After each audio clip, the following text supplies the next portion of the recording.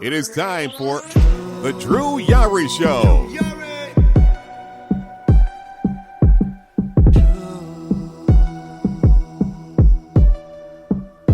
Drew Yari.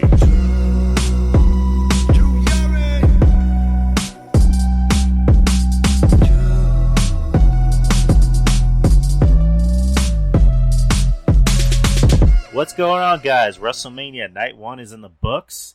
Welcome to the post show, the WrestleMania post show, the first one I've ever done, by the way. And I'm here joined by RJ. What's going on, RJ? What's going on, Drew? What's going on, Ruben? Yo, what's up? Chat. How's everybody doing? And he already just said it. Ruben Prime, what's going on, brother? Hey, what's happening, guys? Just a long night, but again, we said, we had a good time, and again, glad to be here tonight. Just talking some WrestleMania. Absolutely, that's what we're doing. Right. That's the plan tonight. And if we have time, we'll talk a little bit about Takeover. But yeah, let's get WrestleMania Night 1 in the books. WrestleMania 37, Night 1 from the Raymond James Stadium in Tampa Bay, Florida. I don't have the official gate. Last I checked, it was, I believe, over 26,000, if I'm not mistaken. But the show began with a rain delay. If anyone didn't know, there was a thunderstorm heading over in Tampa Bay, specifically. Well, not specifically, but in Tampa Bay in general. The Raymond James Stadium is a roofless stadium, so you can imagine what kind of trouble that caused.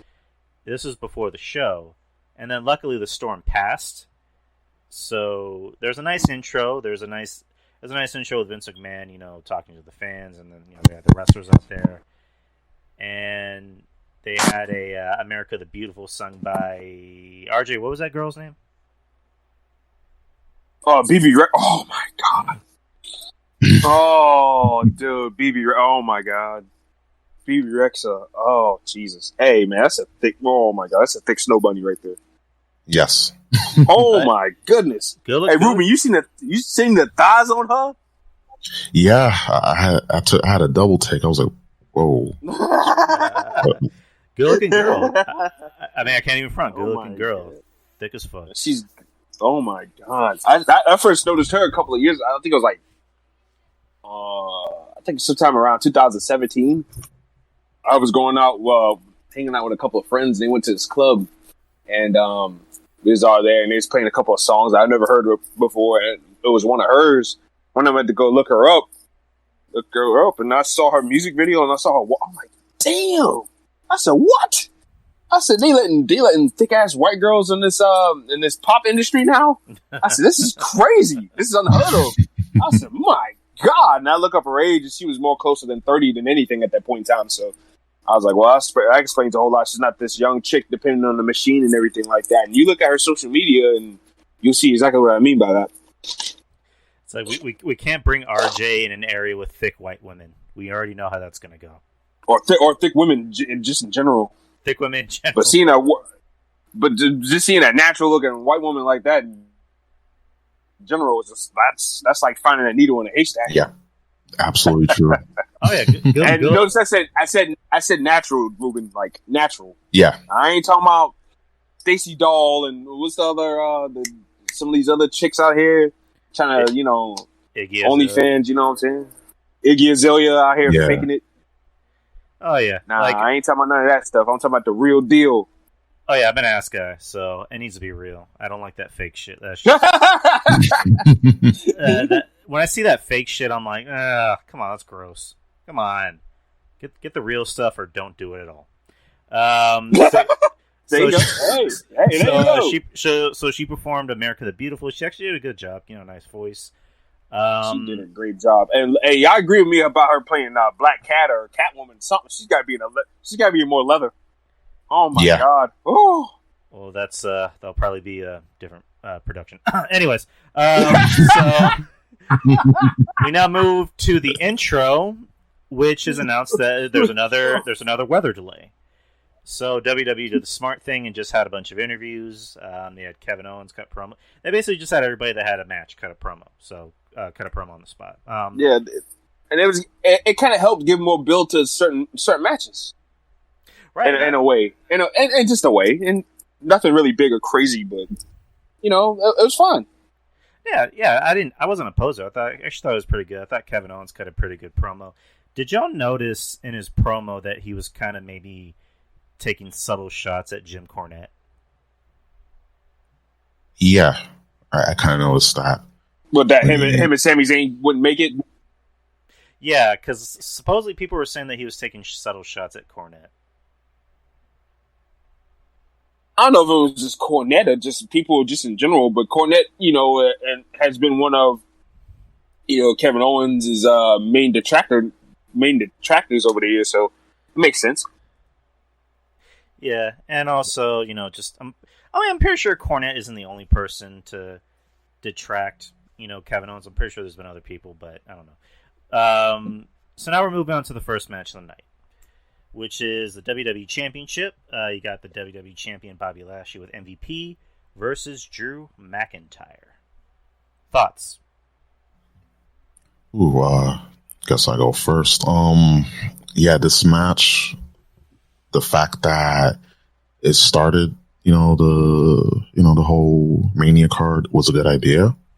I wish that it was Drew and Lashley coming out rather than Hogan and Titus O'Neil, but whatever.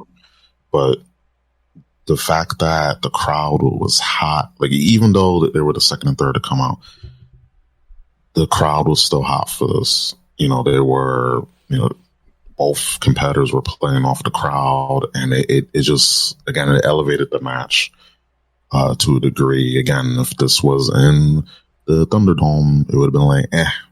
And it's just something about that crowd that just fuels you up and gives you that second and third win. And I thoroughly enjoyed this match. It was just hard hitting. There was crazy spots. Of course, going Drew going over the top rope, that was pretty insane, for a big guy. And just Lashley had his moments to shine, of course, and the fact that Lashley, submitted him and Drew didn't tap out, he passed out. I think that was the best choice because that way it keeps Lashley strong, but it doesn't make McIntyre look weak. And he's been, again, I say he's one of the untouchables that you can have him lose and it won't matter.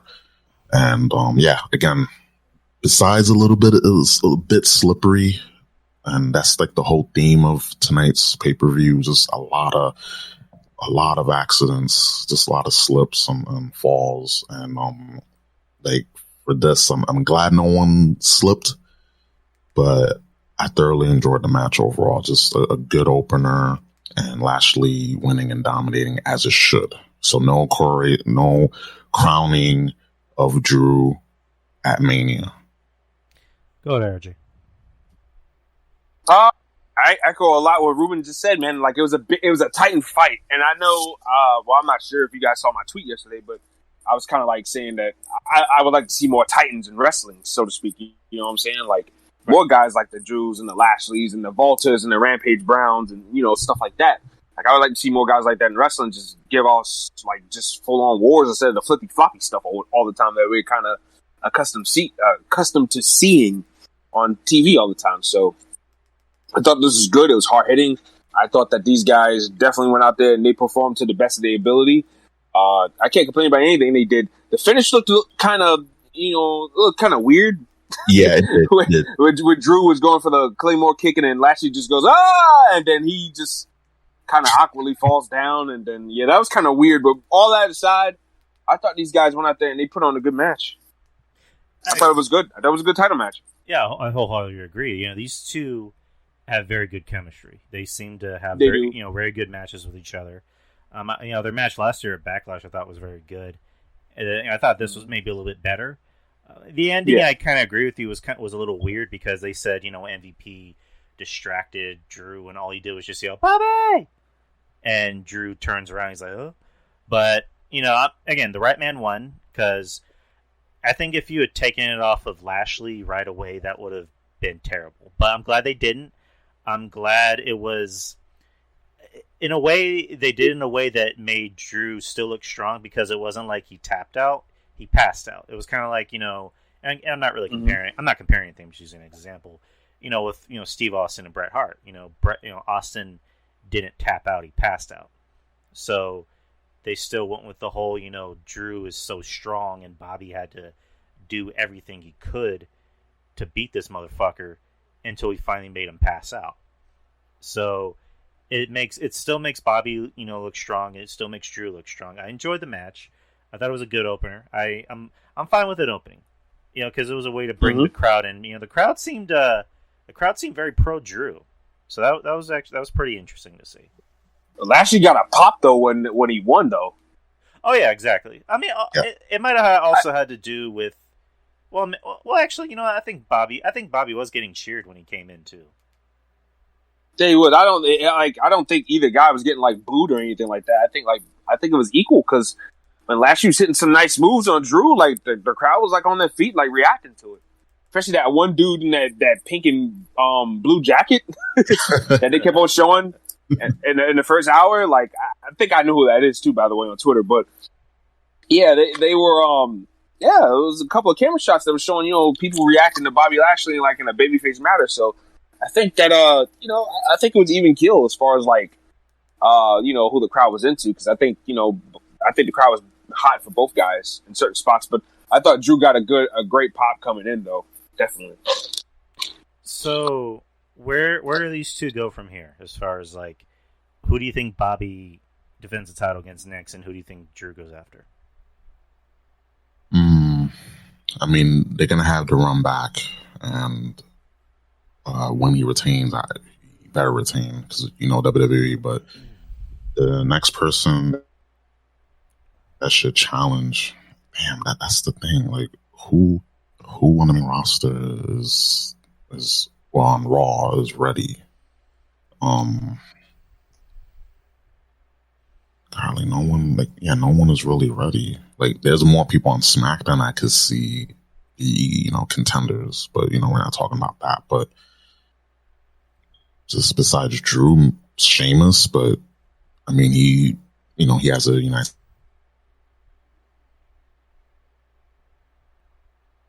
Yeah. I think he's on, but just him, just Sheamus, that's it. That's the next contender, but I don't think Sheamus is going to win, of course. But yeah, there's not that many. Maybe I'm missing someone, but again, no one is really over, because everyone's just been, just buried. They just haven't been, built up properly. Mm-hmm. Right. This all goes back to something that me and Monty talked about too. We talked about this. I'm not sure whether we said it on the podcast or on the phone, because me and him talk so damn much now, which is a good thing, by the way. Nothing bad about that whatsoever. But I was telling him, I was like they're gonna have to rehab people after WrestleMania. All right, after WrestleMania is over, they have to do some serious building up with certain people. They got to build some guys up for the mid card and for the WWE Championship picture. They have to do some major build up for a lot of people. And I agree, they have to. There's nobody else ready. There's nobody else ready for the spot right now. Right. So sorry, go ahead. So I was like, no, they got to do something with Garza. They got to do something with, Elias. I'm like, I'm sick and tired of like them jerking him back and jerking him forward and then jerking him back like 10 more steps. Like, they got to do something with some of these guys, man. Right. So basically, how it's gonna play is that we're getting another rematch with these two, which I wouldn't be opposed to. And no. Pretty much after Drew McIntyre, you got AJ, but AJ's in a tag team. Riddle, I don't really know about that. Braun, which I would rather not see. I don't know. I don't know. My god. Thing about WWE is you probably never know. But anyway. Yeah, for all you know, they could probably shoehorn Damian Priest to that spot. I wouldn't be even though that's too early. Even though that's too early, and he'll probably won't win, but it's just like I don't know. I mean, we just don't. Maybe Jeff Hardy gets a couple of wins on TV, and but we see Bobby Lashley bitch him out like a lot of weeks in a row. So I don't know. Like that's crazy. I don't know. You really don't know. Well, I mean, judging by tonight, the company really thinks highly of Priest. So, I mean, you never know. That might be a SummerSlam main event. You never know. But this match was 18 minutes and 20 seconds. So let's move on to the next match. A tag team turmoil match. Winner receives a WWE Women's Tag Team Championship match on night 2. I don't have the full card in front of me. Natalya and Tamina, the Riot Squad, Randy Rose and David Brooke, and Carmella and Billie Kay. Natalya and Tamina won. Don't do it to me, man. Don't say that. I'm sorry. Don't you say that! Cyclops, he told Wolverine that in X-Men 2. No! Why would you say that name? Like, here's my thing. Why the push? Why are we pushing these two right now, man? Why are we pushing these two? Tamina is 40-something years old. Natalya is just as old. Like, come on. Like, why do we need to push these two at this point? Like, Tamina's gonna tear her ACL in like 5 weeks anyways, bro. Like, why? What are we doing here? It's been a freaking repeat cycle with Tamina for the last 15 years, man. I'm not even joking. You put her on TV, you give her a little bit of inkling of a push, right? Then she tears her ACL. It's happened. Go look at the track records. Go look at all the dirt sheets. It's all there. It's all there. Like, why? What are we doing here, man? Like, what? Why? And Natty, oh my God, they're gonna give me a heart attack. Liv Morgan and Ruby Riott should have won this matchup, man. Like, I agree. Like, I don't get it. Two girls that actually won it. Two girls that never really been injured like that. I know Ruby had the double surgery stuff. That's pretty much a freak thing, though. It's not like she's out riddled with injuries every week. Same thing with Liv, like, and they want to get better. You know what I'm saying? Like, I just don't get it. Even Dana and Mandy Rose looking like two girls that was getting ready to shoot some porn tonight. Those outfits. I mean, my God. But and Mandy almost busting her ass on the ramp like that. That was crazy too. But like, what are we doing? Like, what? Why? Like, I just don't get it. I just don't get it. I don't get the obsession of pushing Tamina and Natty now. Well, I mean, they should be getting pushed out the door. Yeah, like Kevin Cassidy said.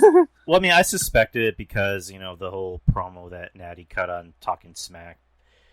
So, I don't know. It's just I said it on Twitter. It's like you take the Riot Squad, which are, I mean, Ruby Riott's like not even 30 yet. She's like 20 something, and then Liv Morgan's in her mid 20s. She's my age.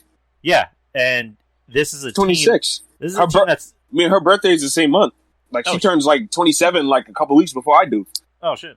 Yeah. But yeah, this is a team that's been busting their ass for 4 years as an actual team, and let's push the middle-aged women that are just now a team. Yeah. Yep. Yeah. Come on, man. Like even Naomi and Lana, I would have took that. Because at least, I mean, poor Lana, she's been through a lot, this, that, and the other, blah blah blah blah blah. But it's a shame when she's more interested in you rooting for her more than you rooting for Miro over on the other channel. And Naomi, I just want to see Naomi do good. So like, I would even took that. Hell, I would have took Carmella and Billie Kay. I would have took anything over these two. Jesus Christ! Yeah, I mean, you're killing me, Vince. Yeah, oh my I say this match, like, is just botches galore. I feel sorry for Mandy because the whole skip, but she owned it. She definitely owned, what happened. She was, she took it in stride. I would have, I make fun of, the fact that, catering 2.0, like I make fun of them. I'm a fan of Mandy Rose.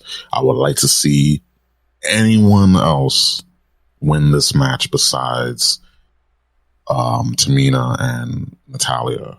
And that promo that they had on Talking Smack, of course, I had that film in the back of my mind.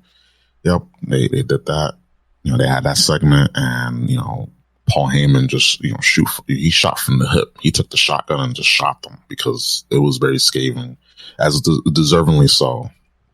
Natalia is famous just by name, and Tamina, she's just wasting away her legacy. And her best users are ahead of her. They're past her. So it's like, why push these two? But anyway, Liv Morgan and Ruby Riott, such a shame, man. Like, they're young, they have so much potential, and it's like they just gotta go with what's safe. They gotta go with what's familiar. And just like this match with all these botches, I could care less. It was just rough to see, but at least they got out.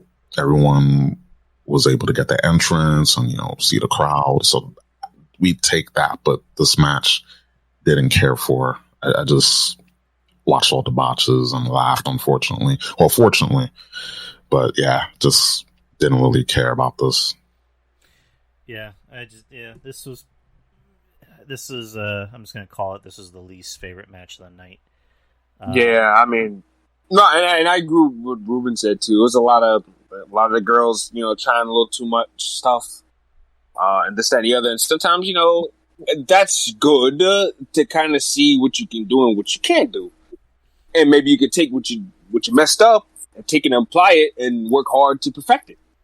But too much sloppiness also kill a match too. So yeah, they got to be careful with that. And I don't know. And like Ruben said, you guys said, they went with the safe bet. And it's just like, dude, like, nobody cares about Natty and Tamina. Sure, they got to pop tonight because, look, hey, it's WrestleMania. Let's just pop for everything. Hey, it's a crowd for the first time in a long time. So let's pop for everything. Which, don't you think that would have made a good Mania moment is if you went with the Riot Squad? It's like, the story is that, these girls have been a team for 4 years, and they're actually legit best friends. They've shown, videos where like Ruby Riott will buy candy for Liv Morgan and leave it in her hotel room and just to have her find it there. Like, they're like the female Shield. They're actually close. They're exactly, and they're close. And they're close to sisters. And then you can tell the story about Ruby messing up and turning on her last year and everything like that before WrestleMania, or before WrestleMania last year.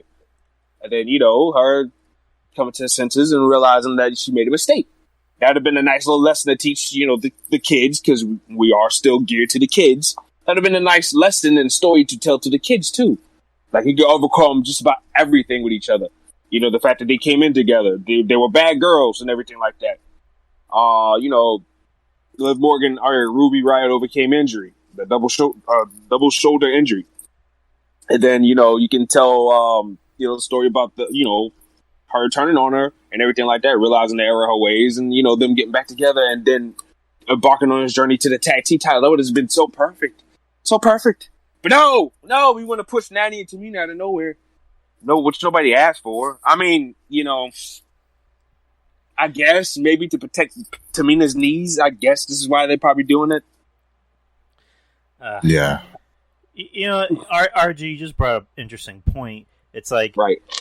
It's instead of having a story about two girls that are pretty much sisters, and it's a good story to tell. Of like one girl, strayed away from the pack and turned her back on her friends, and then she came back and came to her senses. That's a good story to tell young girls. No, let's take a middle-aged woman going, yeah, I want to be on the show. Yeah, I don't get opportunities. Yeah, it's like, let's move on because I don't want to talk about this anymore. Bitch, you've been on the TV for like 20 years, bro. Like, come on, man, fuck out of here. Yeah, it's like, okay, this match was 15 seconds. She's been on TV ever since I was in middle school, Ruben. Yeah, middle school. Middle school, and Tamina's been on TV. And Tamina's been on TV ever since I was a freshman in high school. Jesus. Yeah, I am now 26 years old, by the way. So, all right, next match: Cesaro versus Seth Rollins in a singles match. Cesaro's first ever singles match on WrestleMania, which they actually talked about on the card. Like, he's never had a singles match in Mania. He's always mainly been in tag matches or battle royal. So This match was 11 minutes and 35 seconds, which, I mean, you could have easily taken time off the previous match and given it to them. But Yeah. I enjoyed the match. I loved it. I especially loved that ending where Cesaro countered the curb stomp into, I think people were calling it a UFO.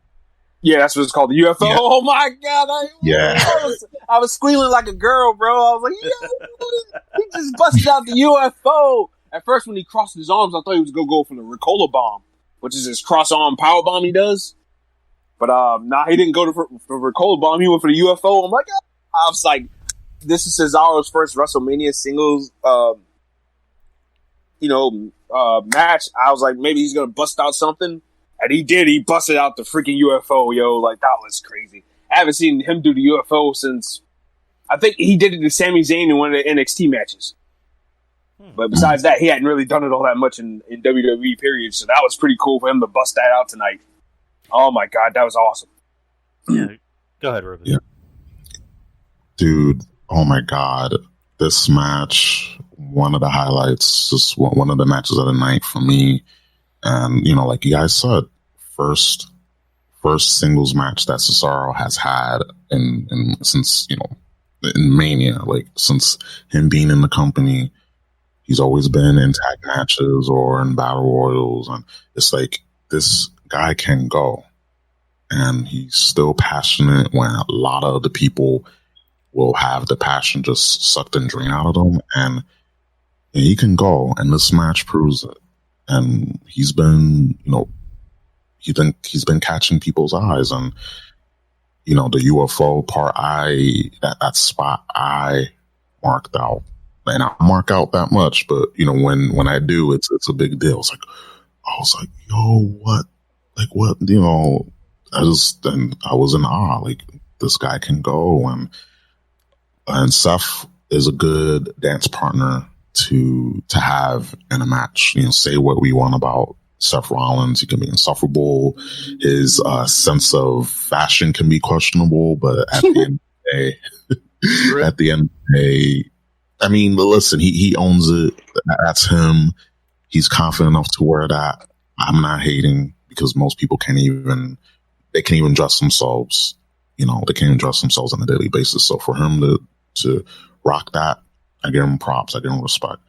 But what I will give props to is Cesaro and Seth Rollins for just being that perfect tandem to go in a match, and great spots. The crowd loved him when he won, and I know there was a bit of emotion when Cesaro got the pin for 2-3. Like, there was, I felt it, and he needs to be pushed. He's one that I feel, after Biggie, if he ever becomes champion, after Biggie, it should be Cesaro that gets a run at the title, because he can go. And we need more people on top. Like, he's one of those guys that I feel, and I think you guys can agree with me. I don't know, but he can definitely carry this, he can carry the SmackDown division. Just, give him a chance. Right. And, going to that one moment, like Ruben just, pulled up was, the ending when he wins, and you see genuine emotion on his face. And I got a little choked up. I'm not gonna lie. I got a little choked up because he genuinely seemed happy, because this is his first ever WrestleMania singles match, and he got a win over, Seth Rollins, which, is surprising to us, because, the company, they still look at Rollins as a star. And, I mean, we can sit up here and talk shit about Rollins all we want. Rollins can still go. He can still go out there and have a great match. Yep. And also echoing Ruben's, statements about, using Cesaro, in the main event picture. I'm all for that. After Big E, put Cesaro in that spot, and he more than likely won't be on a SummerSlam. I mean, it'd be pretty cool if he was, but it would probably be on like a throwaway pay-per-view, like a Night of Champions, or I don't know. But either way, give Cesaro a shot. It's like Black Panther and Infinity War. Give that man a shield. Give Cesaro a title shot. They got to give him a shot in the arm, man. They got to have this man going crazy for the next couple of months. They got to use that. They got to use the win tonight, and they got he's one of those guys on the SmackDown side. I don't know if they're going to do a draft or whatever the hell after Mania or whatever. I would prefer if they just keep it, just one draft. Do the bit in October again or whatever. But Cesaro could be a guy that they can use to build up for SmackDown. Because depending on who gets the belt between, Edge or, Roman keeps it, they're going to need some challenges. They're going to need babyface challenges, and you need strong babyface challenges. Guys that have momentum on their side that are ready to go. So when they have the title match, you're not questioning anything. You're not going to question whether this guy's going to win the belt or is it going to be an easy night for Roman or an easy night for Edge. You got to have guys that are ready to go that look like threats. And they got to start with Cesaro. And Rollins was to start tonight. Hopefully they can have him work with another bigger guy. Bigger guy as in high up on the card.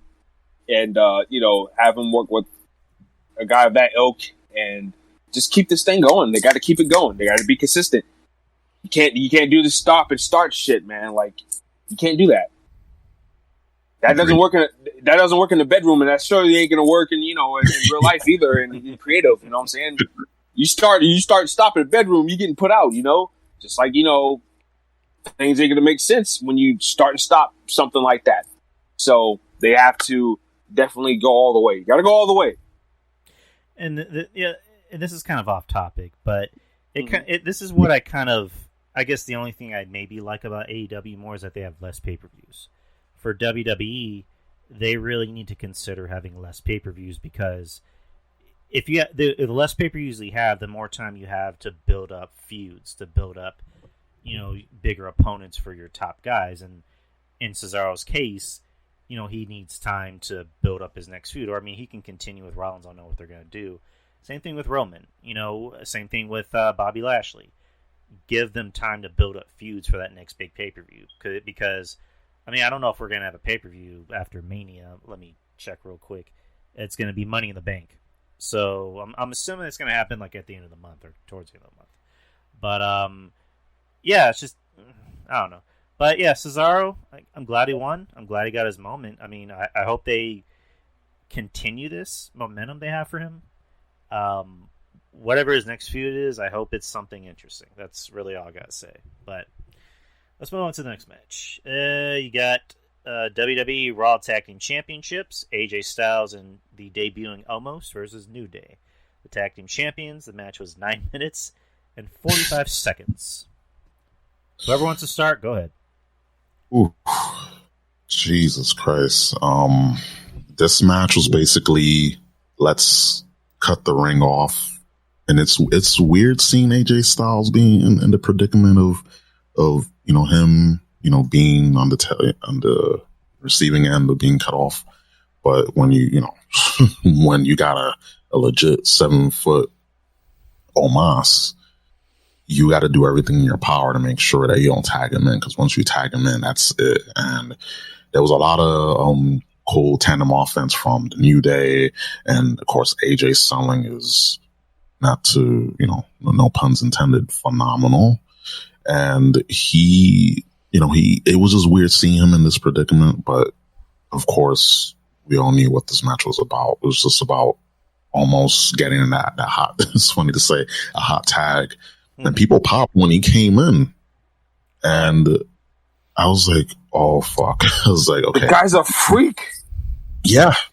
He's wearing regular clothes. He's not wearing any ring gear. He's wearing regular clothes. And of course, thank God, it wasn't ripped up or anything, but he wasn't doing like anything insane for that to happen. But just the fact that he was wearing regular street clothes is like, yeah, you can't tell him to get ring gear. He's going to look at you and you're going to look up at him and you'll be like, okay, you got it. Yeah, I don't want any trouble. You got it. But and when he came in, the New Day, they just had that look. I was like, oh fuck. Oh shit. Shit that hit the fan now. Yep. Oh Lord. He came in there. Oh, go ahead, Drew. I was saying, I'm sorry, I didn't mean to cut you off, but I liked when I think it was Xavier that kicked him, and then almost goes, "You kick like a bitch." Yeah, I heard that. But I heard that. Thanks for bringing it up. When he did that, I was like, "Oh Lord, this is like one of those boss battles." But it's nothing flashy, doing a whole bunch of moves and stuff. Like, it's just a big man being a big man. He ate those hits. He ate them for breakfast, lunch, and dinner. And the way he's manhandled, was it Xavier? Yeah, when Kofi, and Kofi had this look like, oh fuck, like, I'm gonna feel this in the morning. Like, it was just cool to see. And then when AJ got on top of Omos to do the phenomenal forearm, that was a pretty cool spot too. And when AJ told him just one foot, pin in 1 foot, I was like, that was hilarious. It was just, telling, just pin him, with 1 foot, pin him 1 foot. And I thought it was going to kick out, but, of course, we got to kick out from that. And, you got Omos and AJ Styles, and you Raw Tag Team Champions, and AJ Styles is a Grand Slam winner. He had the WWE Championship, United States title, and the Intercontinental title, and now he has some tag team gold under his belt. So yeah, this good showcase for Omos. Well, I had fun with this match. RJ? Same. Like, I took it for what it was. Like, anybody that expected this to be a 7-star classic needs to stop being delusional to themselves and get their head out of Dave Meltzer's ass crack. Lay it down. Just gonna lay it down flat, just like that. But yeah, no, I just had fun with it, and you have to really enjoy what it's all about and what it's for. It was to get the big man over, and he impressed for what he did. Like, he was building up to what, the hot tag to him, and he came in and he just really, really cleaned house and changed the perspective of the match, and he owned it. And he looks like something, of course he's a work in progress, which is fine. That's fine. That's cool. Keep him in the tag team division right now. Have him learn from AJ Styles. Like, they're doing right. They're not rushing him on his own. They're not having him fight guys in the main event. So they're taking their time with him, and I think they're realizing that it's nice to have a project and watch it grow on TV. And that's what they're doing with Almas. And nice. It's nice. I took it for what it was. It was nice. Yeah, exactly. I agree with that, because when I went into this match, I'm thinking, okay, a lot of it's just going to be AJ wrestling for the most part, and then Omos is going to come in, and you knew he was going to get that reaction, because you look at Omos, 7'3", over 300 pounds. He made Braun Strowman look tiny. Like, that dude is fucking huge. And what better to make your debut than at Mania? And he got that big reaction from that crowd. So he looked like he was handling it well, and I liked his facials. He moved just the way you thought he would, which isn't bad. He did things that he probably should have done, and it's almost like this is two very different people, but it's kind of like with Raquel Gonzalez. Raquel will work a style that she knows she can work. She doesn't try to do things she knows she can't. She works smart.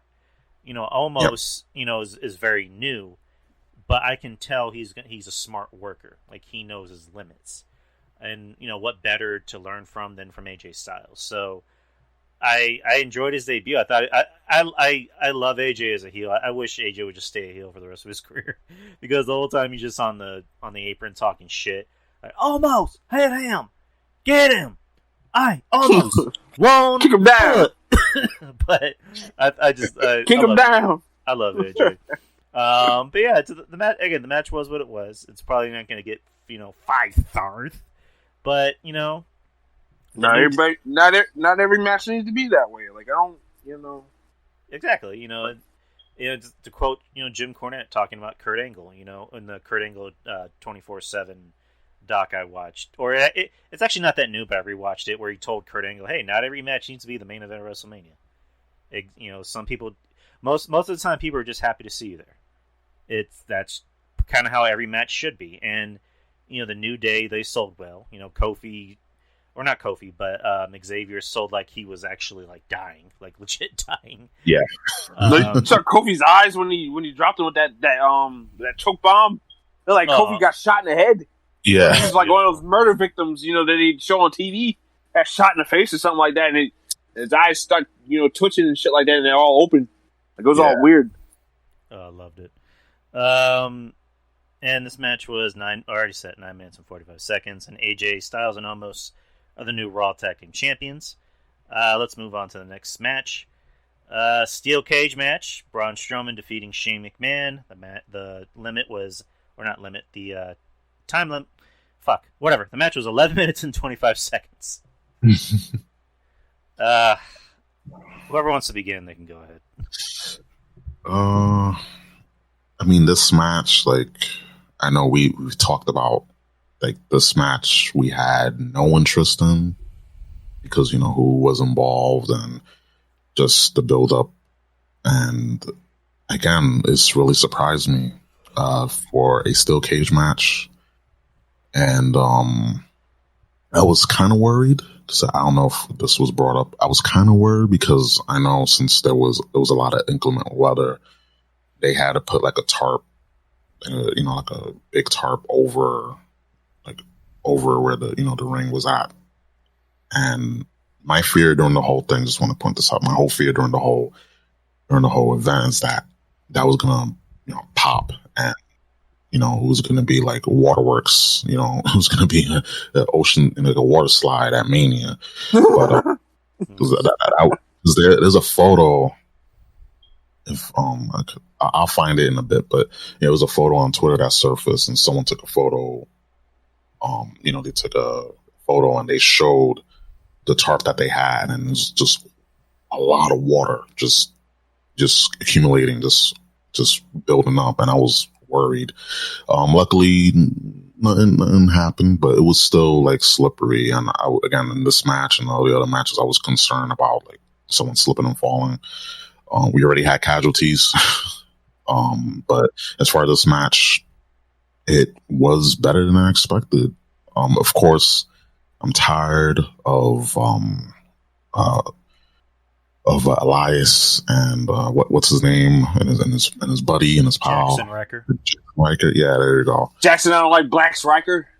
I was just tired. Like, I'm just tired of them because Ruben, he has that face like, I don't know, Black's loud around here. He's got that look on his face, bro. Oh man, but this had this match was better than it deserved to be honest.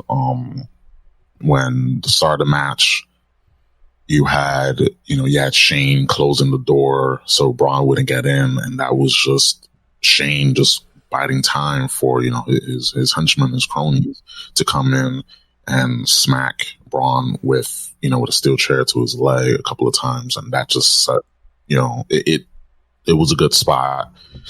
And it was the craziest spot besides Shane getting thrown off the cage. That was oof, he's gonna feel that for the next 2 weeks. Yeah. If he comes out tomorrow night, they gotta sell it like he died. But anyways, that spot.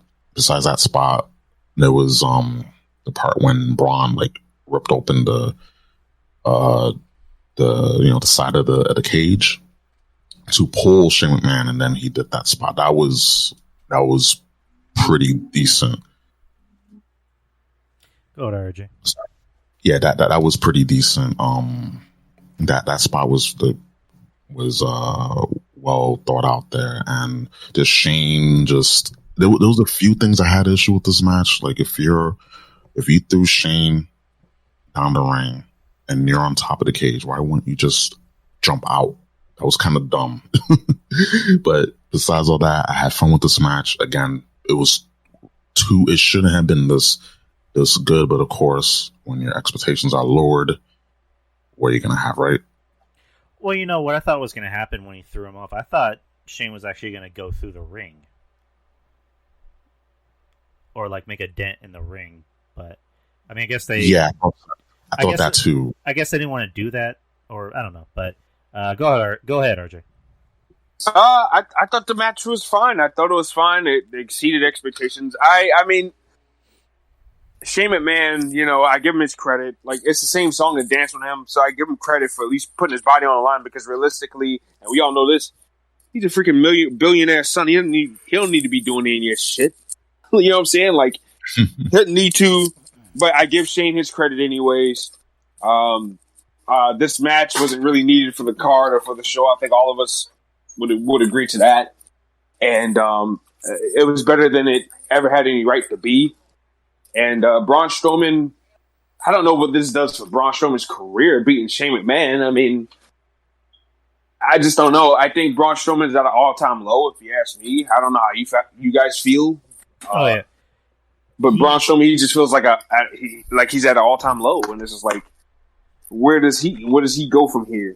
Because I sure as hell don't have any interest in seeing him fight Drew McIntyre or Bobby Lashley for the belt, especially when Bobby Lashley just bitched him out not too long ago. Like, I mean, he OD bitched him out. Wait, yeah. Like, I was at work watching a clip with him giving Braun Strowman the one-handed spine buster.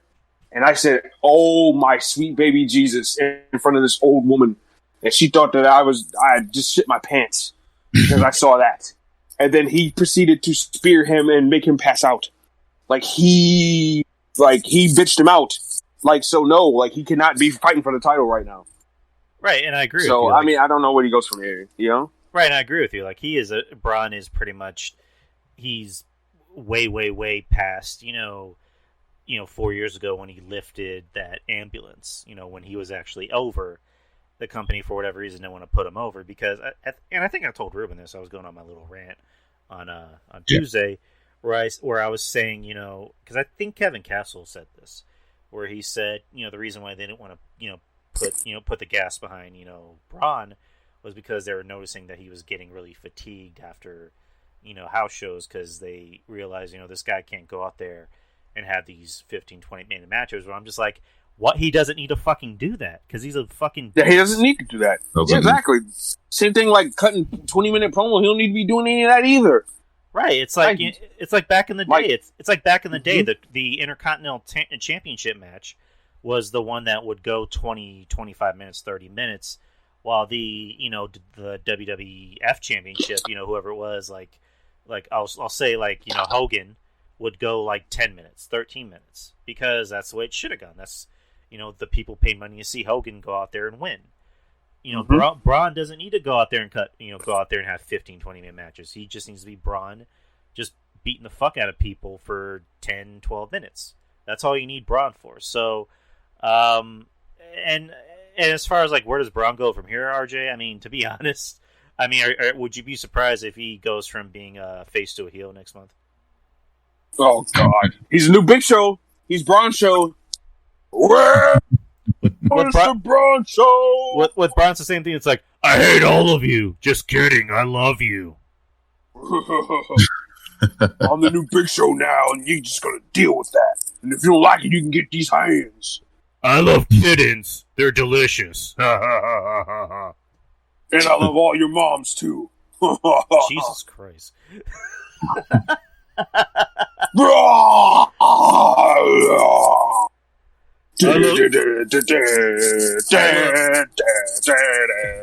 I love Jesus. Just kidding. I'm an atheist. I'm gonna go join Seth Rollins' cult because it's the right thing to do. I embrace the vision. Oh God! Don't be surprised if they actually did something like that either. Oh God! You know what? They need to do that. You know what? I just gave him an idea. All right, Cesaro has to beat Braun Strowman now. Cesaro gets to beat up Braun Strowman and look strong. There you go. See, creative genius. I just had a bad joke about Braun Strowman, but I don't know if I should say it. Oh God! Uh-oh. Cancel Juniari. Fuck it. I'm gonna say it's my fucking show. Oh yeah, it's a show. You can say whatever you want to say. Gentlemen, you should always ask for consent. Just kidding. Fuck her in the ass. Oh! Fuck her right in the pussy. Like raw dog it. You gotta raw dog it. If you're not saying raw, Oh, after that, you're not doing a good job, pal. Right before You're not doing a good job. Right before you stick it and just yell, roar! Dun, dun, Not- dun, dun, dun, dun, dun, dun, dun, dun, dun, dun. Not Roman Reigns style, not Triple H style, but Braun Strowman style. Let's move on. We gave this Ain't no or nothing. We gave this match too much. We talked about this match too much. Ain't no or nothing. That's a new T-shirt.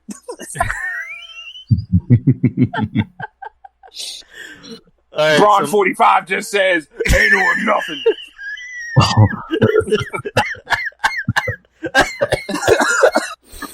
Jesus Christ.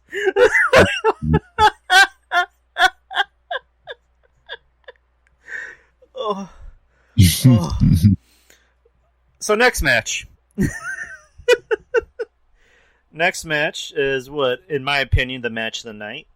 Bad Bunny making his debut with Damian Priest, defeating Miz and Morrison in a tag team match. The match was 15 minutes and 5 seconds. Bad Bunny, wasn't bad in his debut. He was actually very good. He sold very well. Because there's talk of that he actually, or it wasn't even talk, he admitted it, that he actually went to the Performance Center and learned how to wrestle. And apparently learned how to do a fucking Canadian Destroyer, which we'll get to that. But just overall, great stuff by Bad Bunny. Good selling. The crowd seemed like they were really into Bad Bunny. And, Damian Priest was out there, he got a nice little pop. But yeah, overall good match. Bad Bunny had a great match. And I enjoyed it. I was more entertaining than I thought it'd be. Yeah, same here. Like, I was going into this match thinking, oh man, like, just get this over with. But this really paced well. I enjoyed this match much more than I thought. And the fact that, when you have the Miz in there, you had the Miz, John Morrison there, like they're pretty good. They can take a bump, they can sell, and they're pretty good. Again, talking about having good, dance partners, and the Miz and Morrison, which Morrison he needs to just break away from the Miz. Oh, but, about time somebody else agrees with me on that. Thank you. Yeah, it's just like the Morrison, he has a lot of upside to him, but just the fact that he's just down to the Miz's level is just, and I like the Miz. Like a lot of people may hate him, but John Morrison can do more alone. And there's another contender right there. But they just have him be a tag team. Hopefully this time around they could just slowly, do the breakup. But besides all that, Bad Bunny, he was in there for a good amount of time, and the fact that he was able to hang in there with the Miz and Morrison, like I was thoroughly surprised, to a point, because it's one thing to be in the Performance Center and and train, and then it's a totally different thing to apply what you know, and during that situation, and he really impressed me. Like I wrote on Twitter, like I got to give the man his props, because a lot of celebrities coming in and they can't throw a punch, they can't work, they can't sell, they can't play the crowd, and you have this guy here who can, and he was one of the most over things about tonight, probably one of the most over, and like to me, I was like, whoa, like again, just a lot of shocks and surprises, some good, some bad, but a lot of them good, and I was thoroughly impressed. And Damian Priest, like the fact they had Damian Priest on there, like that guy's a star, man. They better not fuck him up. I pray they don't fuck him up, because Damian Priest, he has that presence about him too. Like, there's another big man there, and he can move, he can work, and the ladies love him. And he's Puerto Rican too, which helps. And And yeah, just Bad Bunny, Damian Priest, Ms. Morrison, like all of them did a hell of a job. And again, I ate my words. Like, I admit when I'm wrong. I fucking ate my words, and I was thoroughly impressed by Bad Bunny. Go ahead, RJ. I was impressed with Bad Bunny too. He was representing, and I thought maybe Damian Priest was hurt a little bit when they really spent a lot of time giving Bad Bunny the shine in that ring. He had a lot of time to show what he can do and stuff like that. So that was good. That was good to the point where I was, like I said, I was believing that Damian Priest was maybe injured. But yeah, no, it was fine. Like Bad Bunny, I said it on Twitter, break out the contract. They gave Rob Gronkowski a fucking contract last year. They gave Cain Velasquez a contract. I mean, why not give Bad Bunny a contract? Give Ronda Rousey a contract. And it, she seemed like she didn't want to be a part of WWE anymore. Why not? Why not give a contract to Bad Bunny? This man, he moved to Florida. He rented a house in Florida so he can train. Like, that's dedication to me. That speaks volumes to me. That says to me that he wants to do this. So, hey, he wants to wrestle. Hey, you give that man a contract or some shit. Like, on a side note, that's the way I feel about it. Like, he did good. He did good. I was impressed. And yeah. Damian Priest, same as Ruben. The guy's a superstar, charismatic, rock star. Just he's got presence. He's another one of those titans that I spoke of earlier. Like, that's Damian Priest, and he's a guy that could be a contender too. But I think he needs more time to kind of build himself up first before he takes any losses. So, but that's just me personally. I'm with that old school mentality where you have to build a guy up to the point where he can be believable and ready for a title match. Well, Agreed. Ability wise, yeah, he's ready, but momentum wise, not yet. Not yet. Well, I mean, it kind of shows what the company thinks about him, that they're willing to put him in a spot like this with, Bad Bunny, which, I mean, again, I've never had a problem with Bad Bunny being in this spot, Yeah. A lot of people look at him as a celebrity, and they look at him as, this top-selling artist, which, again, I haven't listened to his music, so I can't really speak on that, but I have no problem with it. And also, on a side note, Ronda Rousey's contract did expire today, so there's that. But, yeah, the match, overall, it went the way I thought it would and more, because it did a lot more than just, like, okay, it's going to be a lot of Priest doing mainly a lot of the work, and then Bad Bunny's going to come in and do some spots. No, it was the opposite. It was, Bad Bunny doing most of the spots. But what I liked about it was that they didn't spend too much time with him working, because when he was out there, wrestling against The Miz and doing spots on him and, hitting him, doing Hurricane Ranas, I was like, okay, this is interesting, but we need to maybe make Bad Bunny look a little bit more vulnerable, which they did. Morrison, or there's a spot where the referee wasn't looking and Miz, hit Bad Bunny in the face. So for a while, Bad Bunny was selling, getting his ass beat, which I liked. I liked that they went from, okay, let's give this guy some offense, and then let's make him look like anybody else that gets in the ring for the first time. And then let's kind of fast forward towards the end. That fucking Canadian destroyer on John Morrison. I didn't see that coming. Which I'm just like, when that happened, I kind of had to pause for a minute. Not Peacock, because I don't even think you can pause. But I had to pause myself for a minute. I'm like, did he just really do a Canadian destroyer? Like, I was just like, that was fucking rad. I gotta give him props. But Priest with the put away, or did Priest get the pin, or did Bad Bunny get the pin? I think it was Bad Bunny. It was Bad Bunny. They did the whole Doomsday Device crossbody type move. Right. You got the pin on the Miz. All right, there you go. But by the way, somebody just retweeted my tweet from earlier, and it reminded me of this. Did any of you know what the hell's going on with Vince's face? Holy shit! It looked like Dr. Miami pumped a lot of shit in his lips. Why is his lips is all rubbery and red now? Like, what the hell's going on? Yeah, he had scary. He looks all leathery. He look like Leatherface, bro. He had to take 3 limos, one for himself, one for his eyebrows, and one for his lips. Holy shit! Oh, I believe it. Oh my Vin- God, I believe it. Vince looks awful. He's Yeah, I'm looking at it right now. Ooh, Jesus Oh Christ. my God, Vince. more and more awful. God damn it.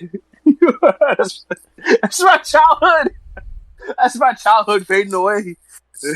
Vince, what the hell is going on with your face, bro? God damn it. That's when you know Vince Gotta needs to leave it call alone. it a day. Vince needs to He seriously needs to consider go. calling it a day. He needs to go. Go. Come on home. Come on home. Vince needs to go home. Jesus. I ain't talking about heaven. Hey, I ain't saying he needs to die, but he needs to go home. He needs to go lay down and take a chill pill or something. Jeez. God damn it. He's gonna be 90. My man. He's gonna be 90 and yelling at the wall. Yeah. God damn it! up! God damn it! I'm Vince McMahon. Damn it! You're talking to me like that again. And yeah, fired. Vince, honey. Shut up! Dad, you're yelling at the wall. Shut up! Shut up! Did you ever talk to me like that again? Oh man. Oh my God. Tonight you're gonna go one-on-one with the undefeated Snitsky. Yeah. But Snitsky doesn't work here anymore. That was a bit remember when Snitsky was bald and he had yellow teeth and they were trying to make him a thing. There was a bit. Snitsky. That theme song. That shit was weird. There was a bit where Vince comes out to John Cena and goes, "Tonight you're gonna go one-on-one with the undefeated Snitsky." Yeah. I don't know why I remember these Vince bits. I remember all these like dumbass Vince McMahon quotes. Shut up! Well, you remember that bit when Shane McMahon and Vince went to church and he took holy water, like he was gonna wash his hands with it, and Shane told him, "What are you doing? You don't wash your hands with that." And then he went and just took some and did the Triple H spitting water thing. That was hilarious. That whole bit right there. That was when he was feuding with Shawn Michaels and God. And I guess God like got back at Vince because the weather had a role to play with why the pay-per-view started I think like half an hour, about a half an hour late because the weather got really bad, and again, long-term booking. God W. Well, now Vince is like, "I beat you twice in one day, damn it." You tried to kill me in 07, and I covered up Benoit. I came back. I didn't kill Chris Benoit, damn it. I just swept it underneath the rug. Kevin Sullivan really did it. His son Daniel isn't really mine. Oh, that was bad. Oh. That was in bad taste. Ooh. Anyways, Damn, bro. I went too far. There was a line and I crossed it. But whatever. Anyways, let's move on to the main event. You got the WWE SmackDown Women's Championship. You got the champion Sasha Banks against Bianca Belair. The match was a lot better than I thought it'd be. I mean, I never wanted the match to be bad. I already had my reservations about the match and why it was there and why I shouldn't have been there. But again, I never wanted the match to be bad. I like Bianca Belair. I mean, I'm not the biggest Sasha fan, but these two really went out there and brought it. They went out there and just they had a great match. They were just pretty much beating the fuck out of each other when you look at it. It wasn't a pretty match. It wasn't a pretty wrestling match. They were just beating the shit out of each other. I liked it. I like matches where women just beat the shit out of each other. It makes me happy. I liked a lot of the spots where Bianca was pretty much just owning Sasha. Like, she was just dominating the shit, like, just dominating her. That one spot where she has her in a gorilla press slam, and she's just walking up the steps, and she throws her ass back in the ring, which I'm just like, yes. Like, great spot. But the ending I thought was pretty cool. It was a nice... There was that spot where she finally uses her hair and just whacks Bianca, or not Bianca, but Sasha on her side, and you saw that cut. That looked fucking grody. Yeah. And she reverses. She tries to put her in that torture rack and that slam, or what do you want to call it? Or the KOD. Oh yeah, there you go, KOD.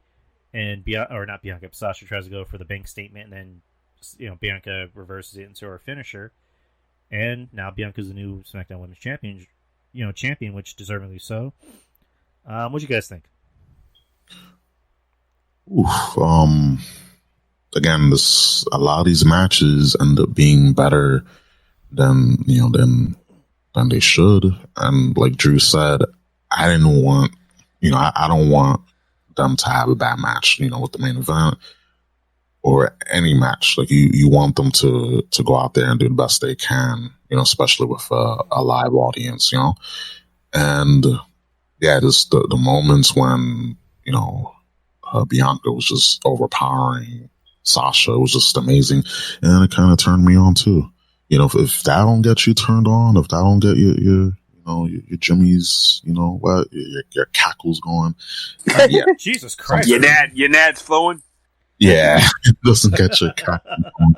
And there's something wrong right there. But yeah, like just the fact that, again, this match was better than expected. And that spot with the braid, I was like, thank God they had that spot, because if she didn't use her hair, it's at WrestleMania in front of an audience to get that reaction, like that reaction was like, oh my God, like that thwack was just like, I felt that shit.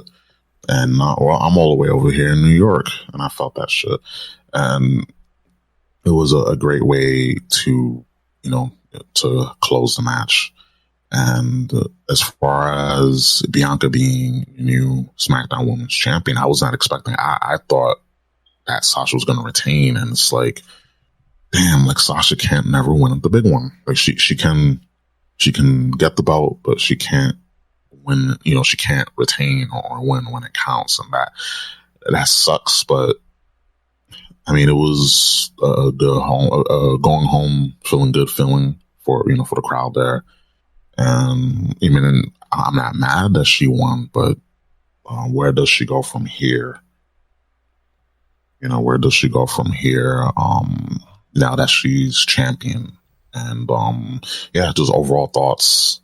Enjoy the match. A lot of good spots. That feel good moment. Thoroughly enjoyed it, and yeah, that braid spot was just. And yeah, again, got to get your cackles going. Go ahead, RJ. I went into this matchup with the impression that both ladies wanted to work hard and show why they did deserve to not only just have the main event match, but just to have the match against each other, period. So I always was underneath the impression that they were going to go out and work hard. Like, so I wasn't a guy that was really doubting it all that much. I was just really, really just was holding out hope that they would go out there and just deliver, even if it was just like a decent match, but I thought that they went out there and they went above and beyond to put on a match, and they did some really cool stuff with each other. Saying Bianca running moonsault, Sasha, going all out. That spot where Bianca catches Sasha and marching her up the stairs and tossing her into, like, that was pretty cool. That was unique. I haven't seen that done. So like I mean they really did some stuff in that braid spot. My God, I mean shit. I mean, my God, I mean, yeah, that was crazy. I don't think you can pay me enough to take all that. You know what I'm saying? Like, yeah, that shit. I mean, you ever like just having a piece of weave in your hand? Like, I don't know about you guys, but I've had some weave braids in my hand before, and like when it's tight, when it's fresh and tight, that shit hurts. But when you have it like in a big old thick braid like Bianca Belair does, oh man, I can only imagine how worse it feels. So yeah, props to Sasha for taking that. And Sasha is no big muscular girl either. Sasha's got a teenager's body. You know what I'm saying? Yeah, that could have went wrong. You know what I'm saying? So there's so many different ways. So yeah, props to her for taking that and shit like that. And Sasha Banks, I said it earlier, and I said the same thing about Seth Rollins. We have to stop with the slander. Sasha and Seth went above and beyond to make Bianca to make Bianca and Cesaro look good respectively tonight. One thing I was going to ask, and I think you kind of answered my question already, RJ. But like, right, is that her actual hair, or is that like a? No, that's a weave. That's an extension. Okay. Her hair ain't that damn long. Well, yeah, there ain't no fucking way. I kind of figured. I just wanted to, be sure. But that's horse mane, my man. That's what they call horse mane. Yep. So they sell it across. They sell it across the corner from me. Oh shit. Yep, 3 blocks away from me too. Yeah. So as far as like these two go, where does Bianca go? Let's talk about Bianca first. Where does she go from here? And Sasha do a rematch. I think Sasha's turning full blown heel. I think she's turning full blown healer. And let's say it again. Let's try it again. She's turning full blown heel, and I think they're gonna continue to feud. I was expecting Sasha to kind of poo poo on the parade tonight, actually, with the new change and the new look and everything like that. I for sure thought that Sasha was gonna turn on Bianca. Well, not turn on her, but like just attack her tonight. But nah, maybe they'll probably save that for SmackDown or something. Yeah, which I noticed that because you would have expected Sasha to like go in the ring and shake her hand, but no, she was on the ring and she was holding her side, and she had that big gash on the side of her stomach. So I mean that sounds like a good idea. Sasha's gonna go full blown heel, which she's better as a heel. I mean, Bianca personally, I think should be a heel, but I think I think you can get away. They're both better as heels. I think you can get away with making Sasha more of just like a kind of like a badass face. When you look at it. So yeah, I mean, I guess you're right. I mean, it looks like we're gonna get a rematch at the next pay-per-view, and then maybe this is probably gonna be like a 3-time thing where it's gonna like the last match is gonna be like a cage match or an Iron Man match. I don't know, but as far as Sasha after this, I would expect her to maybe take time off because it looks like she wants to go into Hollywood. I don't know, like, as far as, like, her character in Mandalorian, I don't know where that's going, or I don't know if she's getting more movie roles, but, I mean, it wouldn't surprise me if Sasha is making that transition to Hollywood, like John Cena, or, Batista, or The Rock, so, I mean, time will tell. As far as Bianca goes, they're going to find more credible opponents for her, I mean, because, we're not skipping ahead yet, but it looks like Io Shirai might be coming to the main roster pretty soon. So you have an opponent for her, or Shayna Baszler. Get Shayna Baszler, away from that tag team and have her go against Bianca. I'm gonna need them to beat Natty and Tamina tomorrow, though, bro. Like no. I just want Shayna to get the fuck away from Nia as far. All right, as but you do possible. that. You at least have them beat Natty and Tamina tomorrow. Then you get the belts off them the night after WrestleMania, and then you call it right. I'm with you, Drew. I want to see the singles run, but no, they got to beat Natty and Tamina first. Like if any other team would have won that match tonight, I'll be all with you, bro. All with you. You have that new team beat them, and then you have Shayna Baszler beat Nia Jax's old fuck ass. You have her beat that ass into oblivion on Monday or tomorrow. But being the fact that Natty and no. I just want Nia to fucking fall on the ground and tear her fucking hole in half and retire and never fucking wrestle again. Her and Tamina both, and Natty too, please. I actually like Tamina more than Nia, but that's not by a lot. But I just fucking hate Nia Jax, fucking fat slob. I hate Nia Jax's guts too. But I just at least Nia Jax, I don't get bored with her. If that makes sense. I like making fun of her. Yeah. Whereas Tamina and Natty, I just want them off my TV screen. Like, they don't do nothing for me. They don't make me sad. But they make watching them win makes me sad. Yeah. Besides that, like them in general, like them coming out, I hear that music. I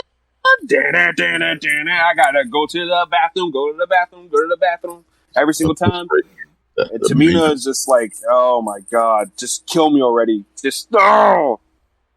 Leave me alone. I can't take it anymore. So no, Drew, they gotta have the belts one more night. And then you can do whatever you want to do after that. Oh man. just Yes, one more night. We got to just go. Just batten down the hatches. Just one more night of this. But yeah. As far as Lord, oh my God! Somebody just sent me a text. Breaking news: Tamina just tore a quad. She did? No, they just fucking with me. Oh God. She tore her quad trying to put her hands in her pockets. She put her hands in her pocket. Oh shit! What happened? I just tore my quad. Oh, I can't go. Oh man! And you just hear Kevin Nash. You're doing it wrong. Yeah, these young bucks don't know how to do it nowadays. They have no respect. They don't know how to do it the right way. They don't even know how to tear a quad the right way. Back in my day, all I had to do was go for a hot tag, and I'd turn my quad. All I had to do was step over the goddamn rope, and I went down. Boom, temper. Back in my day, all I had to do was do a too sweet. Yeah. All I had to do was get out of the shower, kid. Oh man! No, I remember. dude. I miss the old days when you got to haze rookies by molesting them in the shower. Oh shit! Wait, Undertaker, get the fuck out! Undertaker, get the fuck out of here! We're talking about our quads. Oh, what a bunch of pussies! And Undertaker just walks off. With their video games. Their video games is shit. Can't relate to that. You want to try something? The wrestlers are real men. You want to try something fun? Try doing coke. See this bad bitch right here? You want to play with these joysticks? Not with that. Come on, man. You guys are a bunch of fucking marks and losers. This locker room is exactly what's wrong with the business today. I can't take none of you bitches seriously. The only guy that wants it is that Baron Corbin. He wants it. There's too many young guys that get to live past 50. There's not too many there's not enough ball guys around here with no personality. So like Bobby Lashley and fucking Baron Corbin. Oh my God. He holds with the Vince McMahon handbook of how to make a world champion. Listen, pal, you need to be tall, you need to be white, and you need to be really awkward and bland. Yes, and sometimes wet, long black hair doesn't help. Does help too. That's Drew McIntyre and Triple H. Now they got their pushes. Like you stand in line. I gotta pour this whole bucket of water all over your head before you go out there. You understand me? I gotta pour the bucket because we fired Arn Anderson. He used to just hose guys down. Yeah, he just used to hose them down. Come on, you're next, kid. Come on. You're next, kid. Shh. All right, turn around. All right, Triple H, just close your eyes. All right, Seth, come on, right on up. Go ahead. Oh, my God. Jamie Noble. He's not looking shiny enough, boss. You got to do it again. Jamie Noble. Got to do it again. Again. Lydia, where you at? Oh man. Oh, so that was our WrestleMania 37 Night 1 recap. WrestleMania Night 2 will be tomorrow, same time, same streaming service, Peacock. The match card tomorrow looks a lot better. So I mean, tonight wasn't that bad. What were your highlights and lowlights? Whoever wants to start. You're right, Ruben. Okay. My highlights: Lashley retaining, Cesaro and Seth had a great match, and the fact that Cesaro won was, like we said earlier, it was emotional, especially for Cesaro because it was his first singles match at Mania. Bad Bunny, Damian Priest, Miz and Morrison, that tag match had no business being better than what it was, but I was thoroughly impressed. And the main event was just really good. Like I was again thoroughly impressed. It was way better than I thought it was. Lowlights, bunnies hopping. That was kind of thing. I thought it was going to multiply in the ring because bunnies they tend to they tend to reproduce a lot quicker, and just besides that, just all the botches. I mean, the ones that didn't have women's to match, huh? The women's match. Yeah, the tag team tag match was like the lowest of lows for me because the wrong team won, and it was just like you have all these women here, and the only legit tag team in that match was Ruby Riott and Liv Morgan, and you broke up all the other teams. You broke up all the other pairings that they had, and you give the match to old Tamina. And listen, she's probably a nice woman, like nice lady, but why? And then Natalia. My neighbor's nice too, Ruben. Yeah, I mean we should give all our nice neighbors a pie and a title shot. Like I guess if everyone's nice, we got to give them a trophy. Yeah. Of course, it's like my mom's nice. My mom's one of the nicest people I know. But it's just like I don't want to fucking see her wrestle Will Ospreay. It's like I don't want to see that shit. Yeah, definitely. Yeah, like it's just that was like the lowest point. Wrong team won, and I mean, yeah, that's like the only low point. Like they tried hard, everyone gave their damnedest out there, but damn, man, like my lowest, if we can't go any lower, and I'll let RJ go. No Bailey with a match at Mania. How do you leave out Bailey, who was one of the MVPs during the pandemic era? You have her out of Mania, and yeah, she had little cameos and this and that, but it's like it doesn't pale. It just pales in comparison for her, having a match. Like just having her, giving her a match against like a legend, like I would have been fine, but they didn't. So that was my lowest of lows. Just the fact that Bailey was not on the Mania card. Mm-hmm. RJ, highlights for me. I enjoyed pretty much everything. To be honest with you, except the tag team women's match. That was a low light for me. Ruby and Liv were clicking. That was the only parts of the match that I enjoyed. Like Ruben said, the wrong team won for so many different reasons. The wrong team won. But yeah, the highlights for me was Bad Bunny. Damian Priest looked good as well. The WWE title match was good. And Seth Rollins and Cesaro, man. Like you said earlier, we can say whatever we want about Seth Rollins, the man, but you can't talk shit about Seth Rollins, the performer. Seth Rollins, the performer, in ring is just as good as it gets. And he's a guy that's willing to put it all out there for the name and the love of the business. So you gotta give him his due for that. And no matter how you feel about his character and this, that, and the other. And like I said earlier, his unselfishness, it just speaks out, and that to me, that's a real locker room leader type stuff too, to help spread that kind of message. And the women's title match, I thought it was good too, and I thought that, I like Sasha and Bianca both, and I just enjoyed seeing them out there, seeing the emotion of Bianca's face and everything like that. It was pretty cool. And I actually got a couple of reports from a couple of people that people was actually leaving in the middle of that match. Really? Yeah.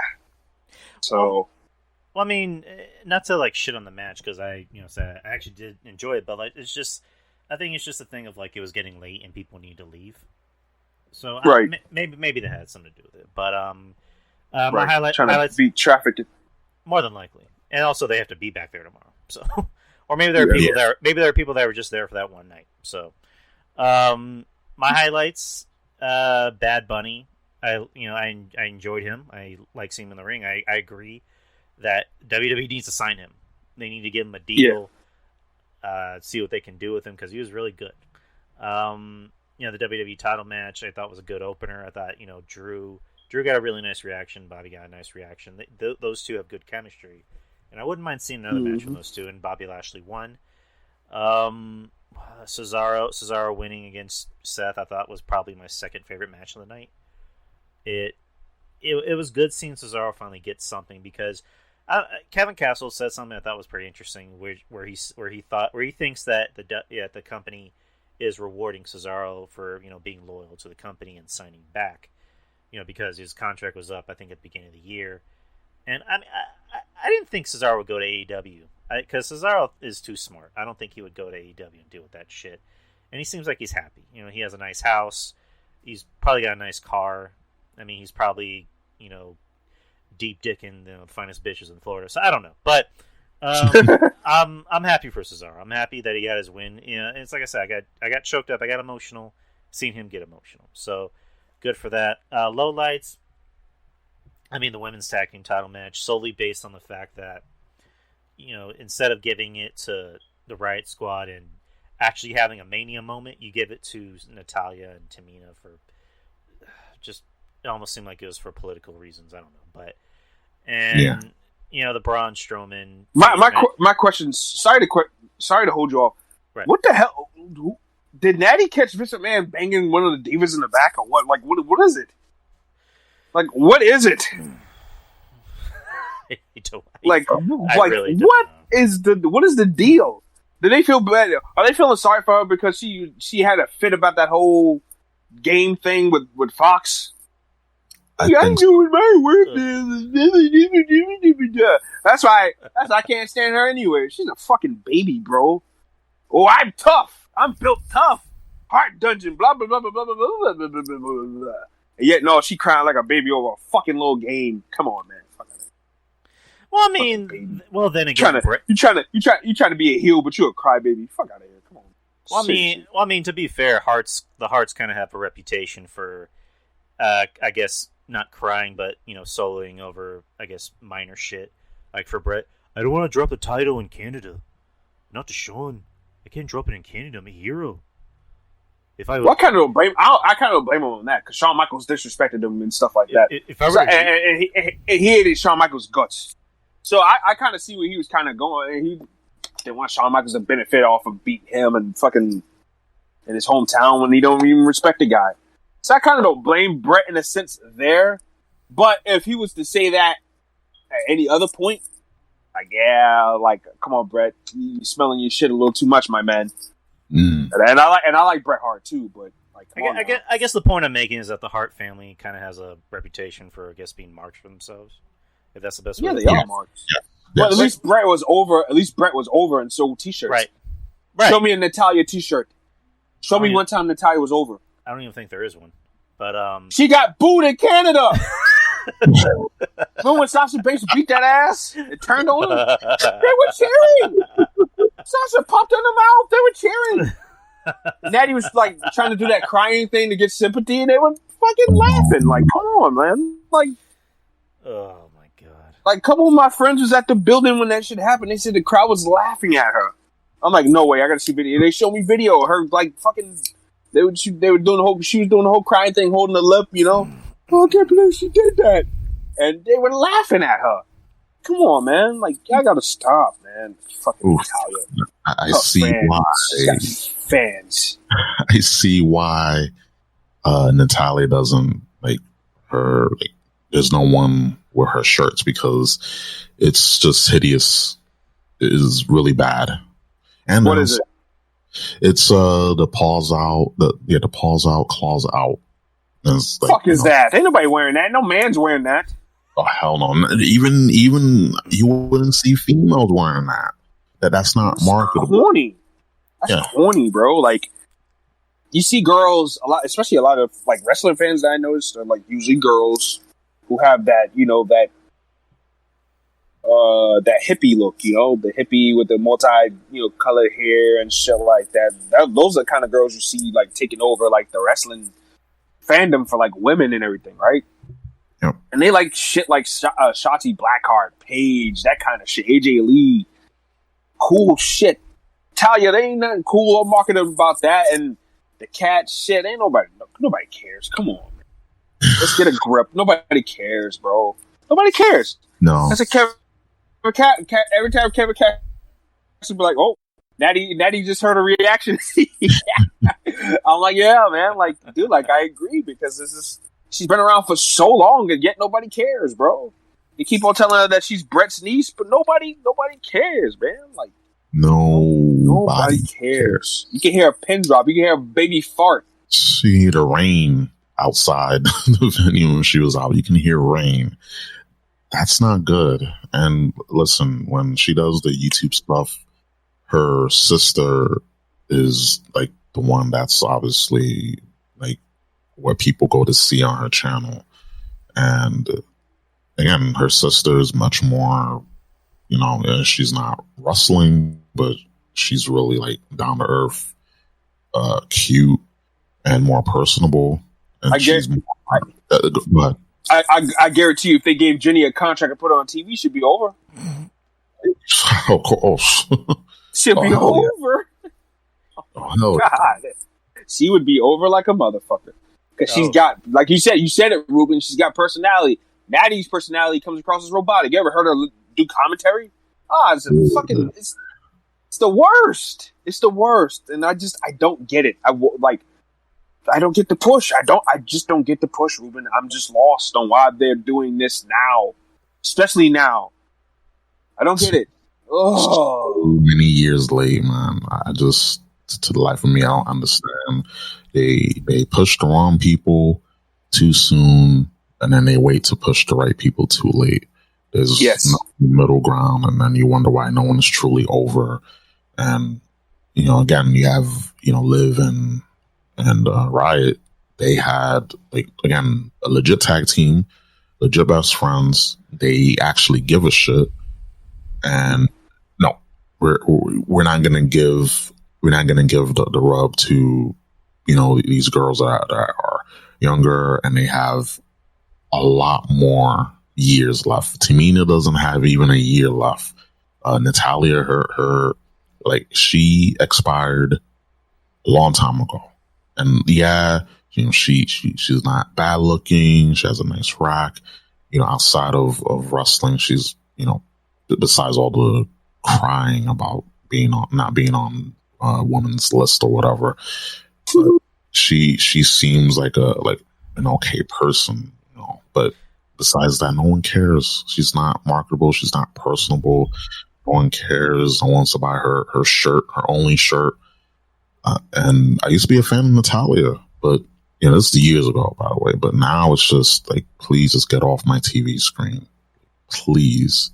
And it's gonna shock you. I rather prefer Nia Jax over Natalia. That's just saying a lot. Jesus. I agree. Actually, yeah, I agree. Because at least Nia Jax has something. She's hateable. You want to see her get her ass kicked. She gets the reaction. She gets a reaction with Natalia. No reactions. None. Just hands on ass. Yep. Nothing. Hands on ass. Yep. Right. So, kind of want to touch base on this. I think this debuted a few days ago. So, Shotzi Blackheart, Scarlett Bordeaux did a music video. Oh my God! Hey, did you guys see the rack on that other chick though? Her name is Harley Cameron. I'm not even a titty guy, but I was impressed. I was like, God damn. I haven't seen it. I only saw the one verse with Shotzi, who apparently is a singer. I didn't even know she could sing. But I know that. I kind of want to play it, so I'm just going to share my screen. Okay. Give me 1 second. Okay, so. Oh my God, Scarlett. Oof.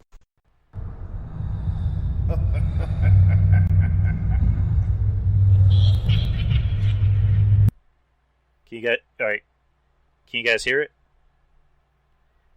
I don't hear anything so far. Let me see. I think you're supposed to click on stream settings. Oh, okay. You can hear it? Yeah. Okay. Let me just... Let me go to theater mode. Jesus Christ, Scarlett. God damn, man. Oh, man. Trying to give somebody a heart attack? Cross. Good Lord, man. All right. So TikTok.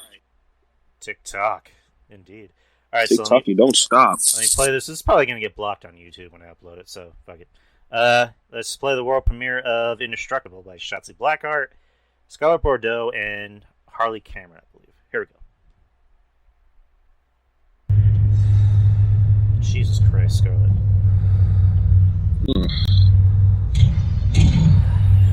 Shotzi. Lord.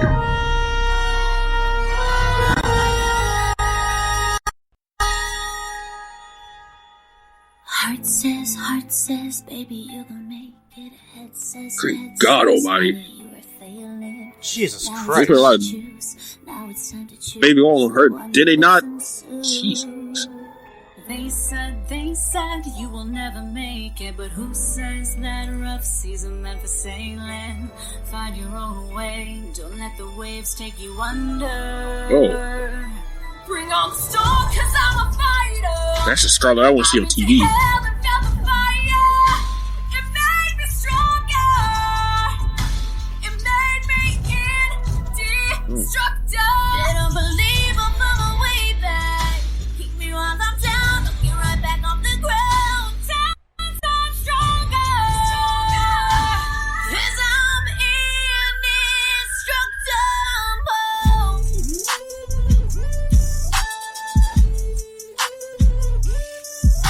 Oh my God.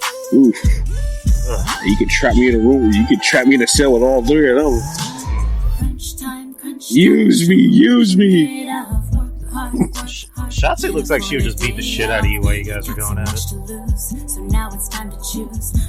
I'm fine with that. That's something different. Hey, I'm not complaining. Alright, shit. You can fight both ways.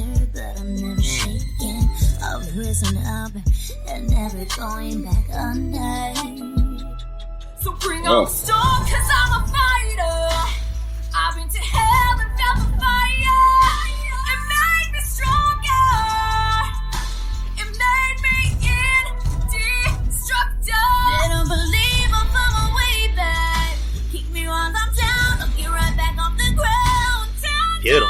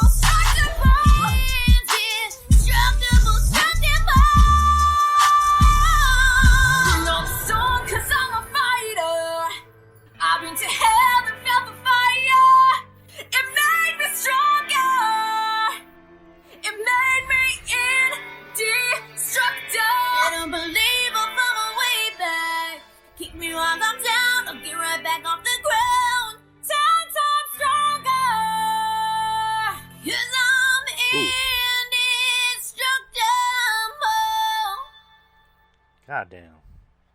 Goddamn. I'm feeling indestructible right now. Ruben, you good? Oh.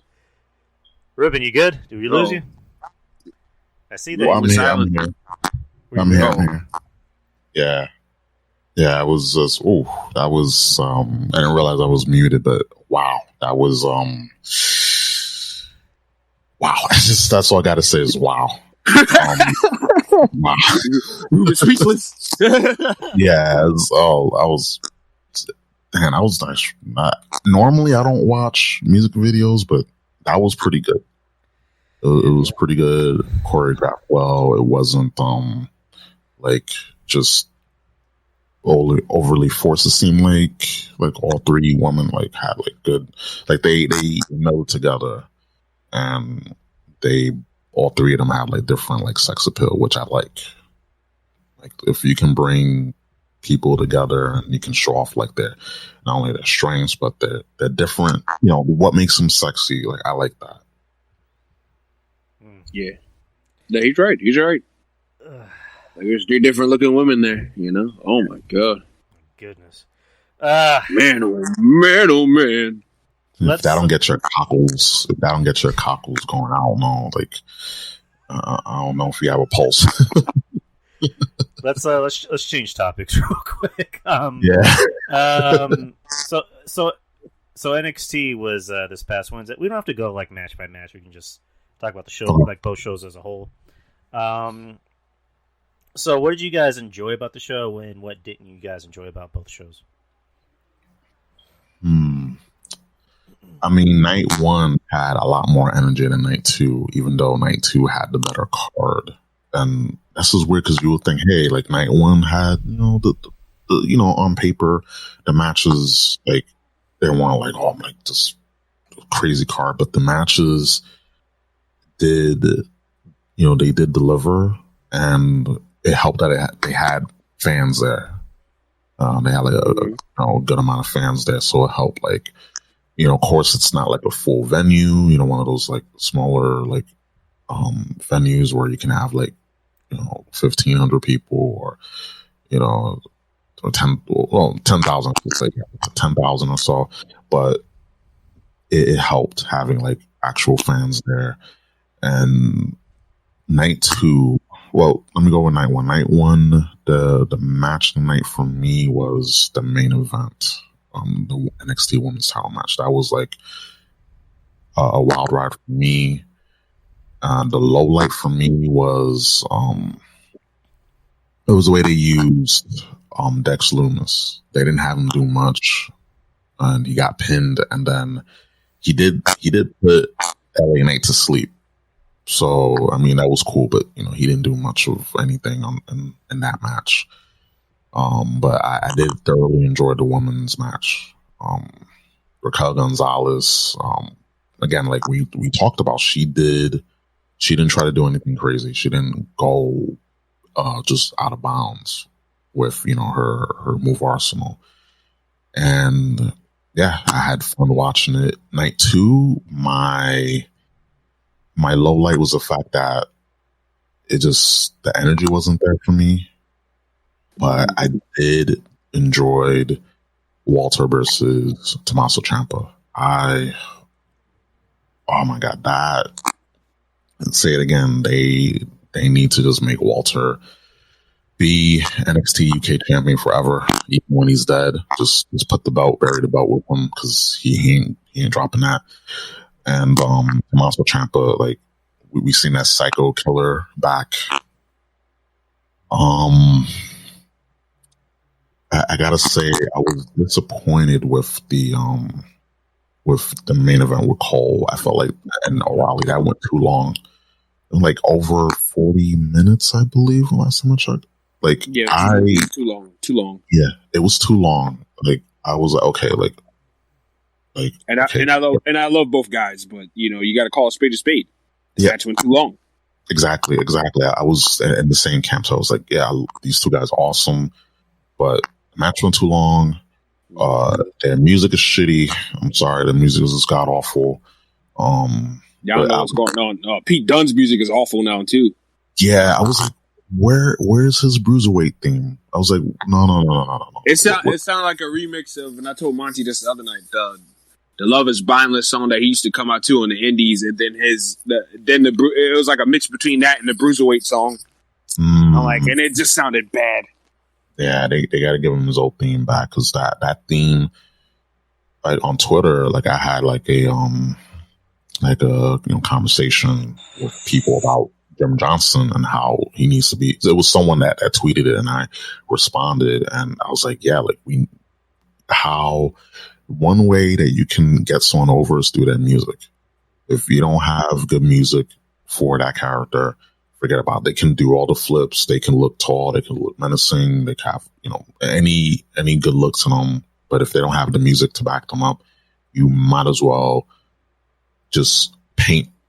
You can just paint whatever color paint and put them against the wall, because they won't stand out. and that was the kind of theme, like just with Pete Dunne, O'Reilly, and Cole, like what was going on with these themes here. And me and Drew talked about this in our predictions. Where the fuck was the blood? Where the fuck was the blood at? Like, yeah, there was like someone got cut up, but that doesn't count. A cut, or like, oh my god, like this person, Beth Phoenix, was like, oh my god, look at the welts, look at the bruising. Like, I don't care about the fucking welts. Blood. Give me the blood. Yeah, I was like, no, this while the match had a lot of cool moments, I felt like this went too long. It was just no blood, and the fact that these two guys came out to shit music, and mind you, they had the most amazing theme of all wrestling in the past couple of years. It didn't set a good tone with me, and yeah, it just way too long, no blood. Music got awful, and I mean the right person won, but I think Cole is going to get his demotion to the main roster, and I'm scared. I'm scared for Io Shirai. I'm scared for Adam Cole. I'm just scared. But overall, I enjoyed both nights thoroughly. But night one had the stronger like energy to it. Like when like I think you guys can see where I'm coming from. That energy when everyone comes out. And you have that pace, that energy, that flow. Like night two didn't have that, but I enjoyed both nights though. But the main event for the unsanctioned match was like but the NXT title match, I had a lot of fun with that match. I didn't forget. I had a lot of fun with that match. Like, oh my god, that was some good shit there, to quote Vince McMahon. Yeah, I mean, I pretty much agree with everything you said. I thought night one had a lot more energy because it was, the first night. There's always going to be a lot more energy on the first night. The second night, if there wasn't a lot of energy, I don't think it was because the matches were bad. I just think people were just maybe used up everything they had in the first night. So, I mean, that it's a theory in progress. But, I mean, highlights, because I enjoyed, I enjoyed Raquel winning. I like Raquel. I'm a big fan of Raquel. Io going to the main roster. I'm pretty sure they're going to have maybe one more match until she goes to the main roster. But that's, that's just an opinion. Cross and Finn, match of both nights. If I had to pick one match out of both nights, I would go with Cross and Finn. Finn really brought the fight to Cross. And Joe Numbers, from the Soup was pretty hard on Finn, but the very next night he actually, ate crow and admitted, okay, I was wrong. He admitted that he was wrong about Finn. Finn brought out the best match in Cross, and I knew he would, and he did. Finn, since coming to NXT, he's had a fire lit under his ass. Like, he is working a lot more aggressively. Like, he's not doing a lot of the pretty stuff. And I like that. I don't like pretty. I don't like pretty in wrestling. I like just beating the fuck out of your opponent. And that's what Finn did. Finn is believable as a smaller guy. Like, he can go out there and, be as dirty and as scummy, as anyone else. And he was able to really go out there and bring it to Cross.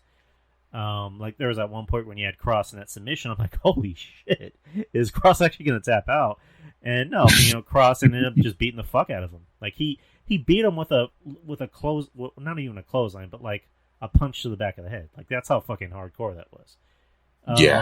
And obviously, I'm glad that Cross is the champion. So, we'll see how that goes. What else was I gonna say? The main event of night 2, I was a little disappointed by. Me and Ruben just were being very adamant. Like, can there just be some blood? This is a non-sanctioned match. I want this to be Shawn Michaels versus Triple H back in SummerSlam of 02. Like, that's what I wanted that to be. And it's just like, you have a non-sanctioned match, and there's no blood. There's not an ounce of blood. And and the match went a little bit too long. That's what I was disappointed by. Other than that, I mean, the other matches weren't particularly bad. I mean, the ladder match with Escobar and Devlin I thought was okay. I mean, RJ, I agree with you, and I don't know if Monty said it. I mean, I think he might have said this, but yeah, Jordan Devlin's just not very good. Like he kind of sucks. He's not very good. He basically looks like a life-size Funko bobblehead. Like he's just... that big ass head he's got. Feel like fucking Darkseid with that head, man. Holy shit! Exactly. He called. He wanted his head back. Exactly. Well, and the Gargano and Bronson Reed match I thought was the worst match out of both nights. Particularly the reason being is that you basically kind of ruined Bronson Reed because like he's having to sell offense for a guy he should essentially just beat the shit out of. And I know people are going to hear this and go, "Well, you said the same thing about Finn Balor."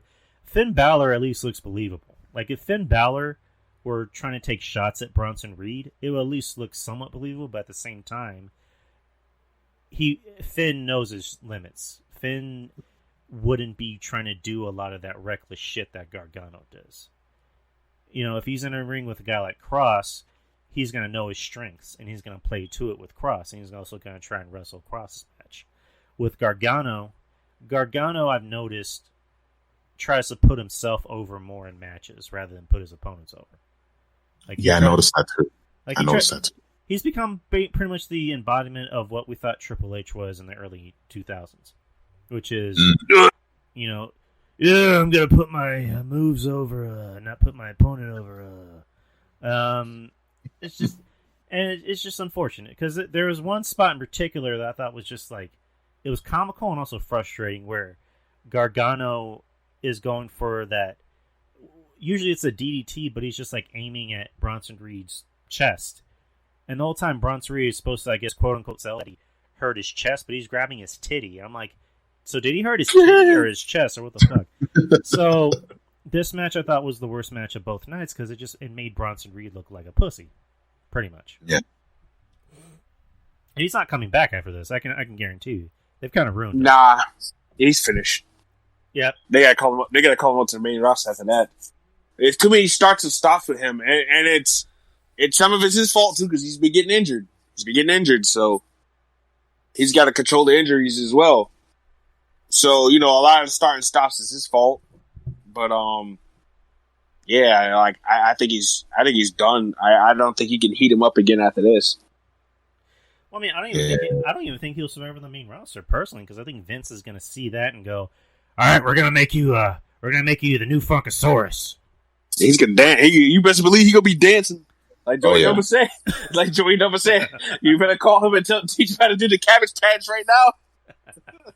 He's gonna be doing the Cabbage Patch. He's gonna be doing the Running Man. He's gonna be doing all kinds of dances back from the '90s up in that ring. And a guy like Adam Cole, go to the fucking gym.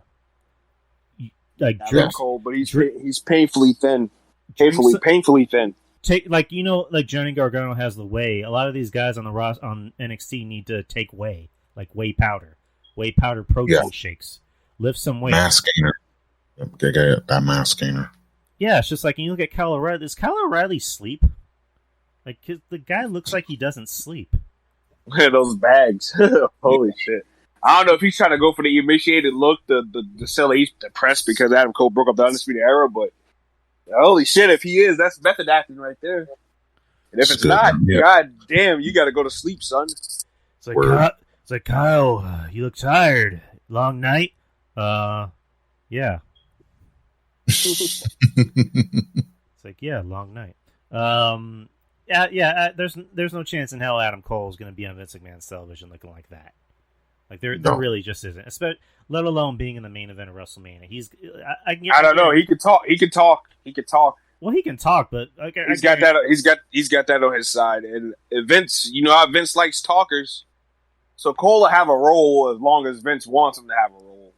Right, and again, I love that. But it ain't going to be in the main event right now, though. He's got to prove something to Vince first before he can get that trust. And again, you're right. Traditionally, him being that painfully thin, that's not going to work out traditionally. But we don't know. Like I said, maybe he might do something else that Vince likes and sees, and might make an exception out of him. If people compare him to Michaels, but at least Michaels had muscle tone on him. Right, and again, I love Adam Cole, but it's just calling a spade. Adam, lift a weight. Lift like Exhibit said, lift some weights, eat some steaks, but you don't really want that face to face. Yeah. If anyone gets that, thank you. Yeah. But yeah, it's just again, I enjoyed both nights. I agree with you guys. NXT the first night had more energy than the second night, but the second night had better matches. Just in my opinion. Yeah, we definitely could agree on that.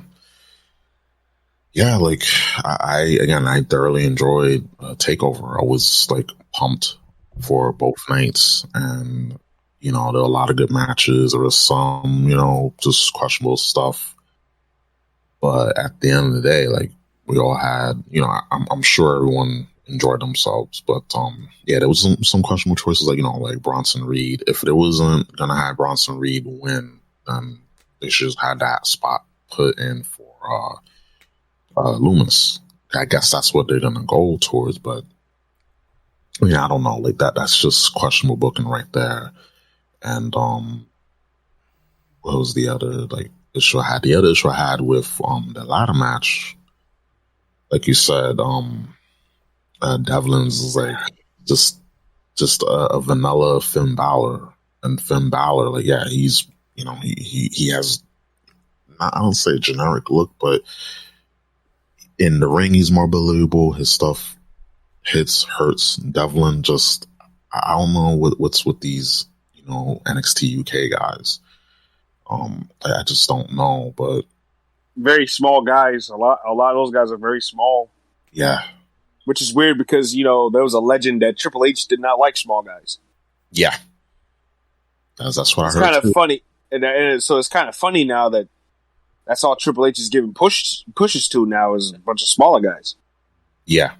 Well, he's got to keep his appearance with the fans. He's like, I'm cool. See, I just signed this guy. I'm going to put him in the main event. Yeah. This is so weird. This is off-putting to me. But I mean, there's a lot of smaller guys that can work, that have that look, but that's not with everyone. That's not with everyone. Like you gotta mix it up. You gotta put some bigger guys in. You gotta put some tall guys, some giants in there. You can't just have just smaller guys, because then it's not gonna look believable. And that's why I like guys like Walter. That's why I like guys like even though with Bronson Reed, like I like guys like that. I like my Finn Balor's. Also Damian Priest. Like these larger than life, guys, like they matter and they have a place. It's not just anyone that can do a flip.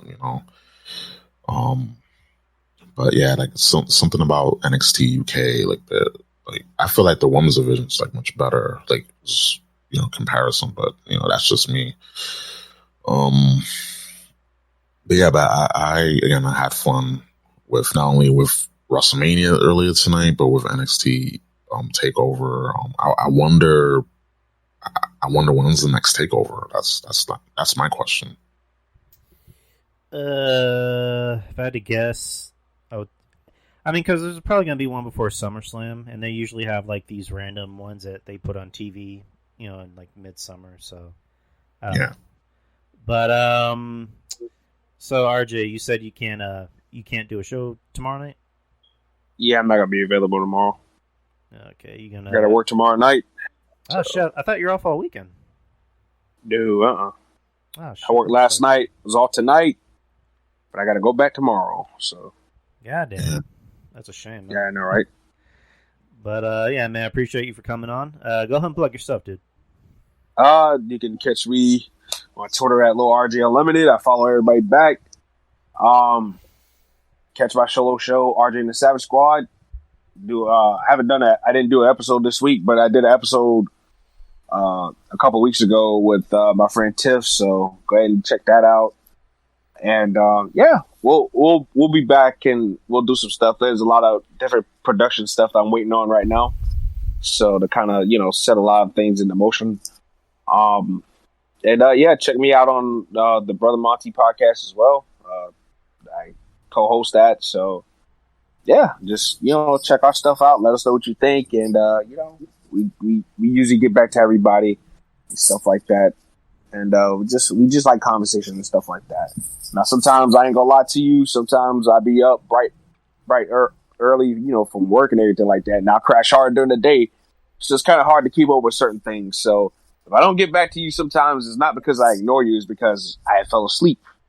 And then like people tack on messages and things get lost, in transition. So just know that I don't ignore people. It's just that, like, when you had a long day at work or whatever, you usually go to sleep and you just, lose sight on a lot of different things. And then when you got a guy like me who has a lot of DMs, especially on Twitter, like my DMs are like full because I'm in so much of these damn group chats and shit like that. Like people add me to random group chats every day. I'm like, what the fuck did I join this group chat? And like all that stuff towers any and everything that I have. And then, it's just really busy and stuff like that. So, yeah, so I try my best to get back to people and stuff like that. So,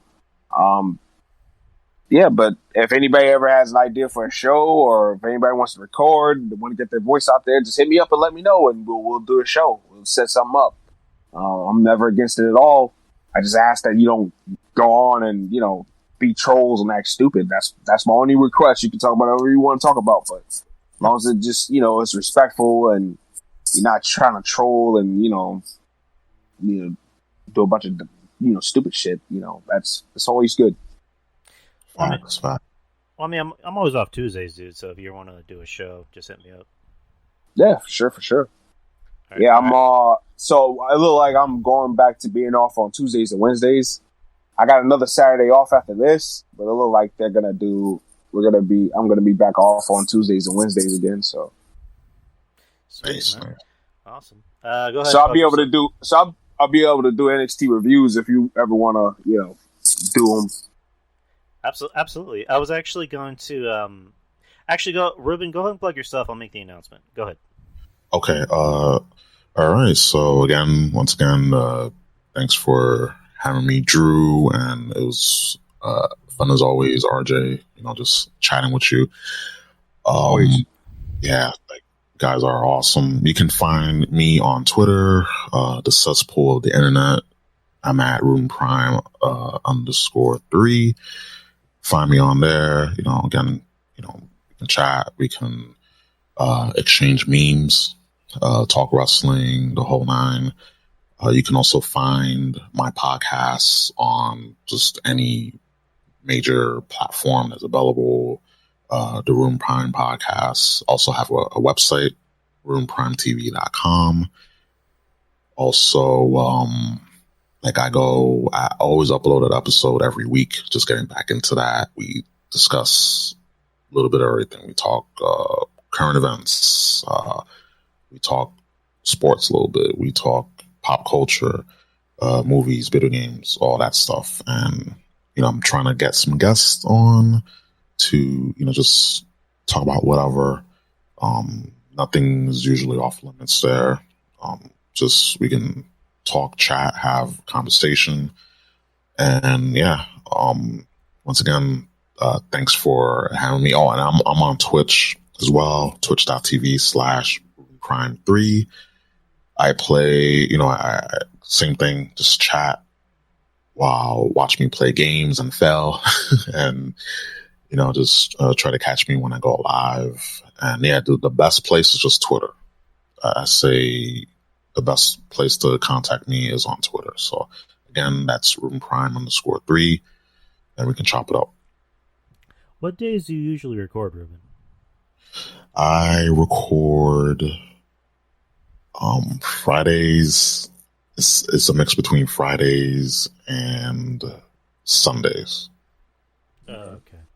Yeah, but I'm trying to find like a day because it's just so chaotic right now. But I'm trying to find a nice day where I could just record. I mean, Wednesdays are usually good for me. Wednesdays, Tuesdays, Sundays. I think Sunday's like the best for me personally.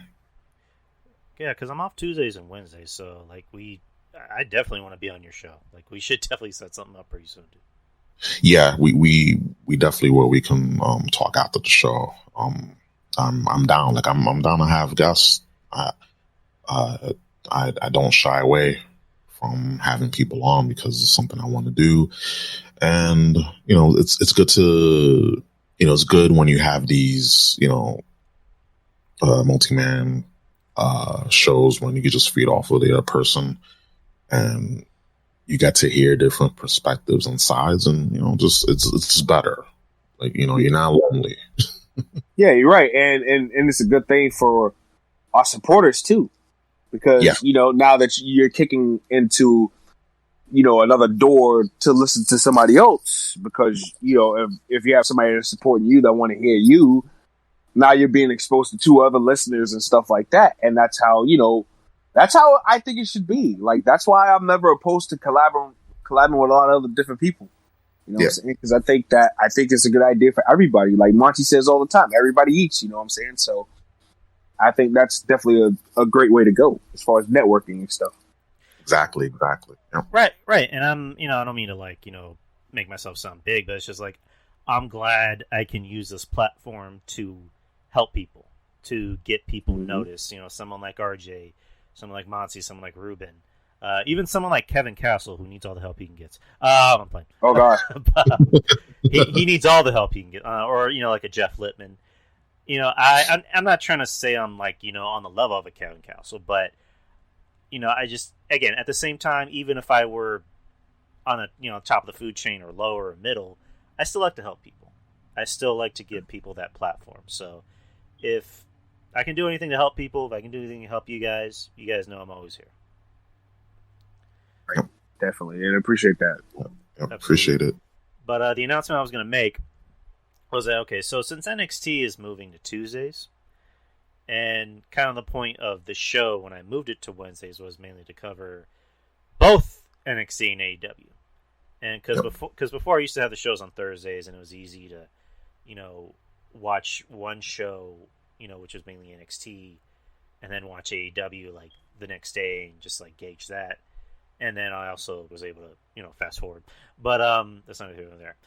So I was thinking either I can move the show to not NXT, but move the show to Tuesdays after NXT, or just keep it on Wednesdays but record earlier, because I don't have the patience to cover AEW anymore. I can't. They lost me a very long time ago. So either keep it on Wednesdays but like record early, like around 5 or 6. 6 being a decent time, and then we can be done before AEW starts, or after. It's random. My cat came inside. Or on Tuesdays, after NXT. So I don't know. I kind of want to keep it on Wednesdays on that earlier start time, because the earlier you start, the earlier you get out. So I don't know. Yeah. I'll let you guys know as soon as I make a decision. So. Okay. Ruben, are you down to do another show tomorrow? Well, technically, it already is tomorrow. So later in the day. Yeah, I'm down. I'm down doing because, man, like tomorrow, well, later on tonight could surprise us, because we did say, night 2 has a better card.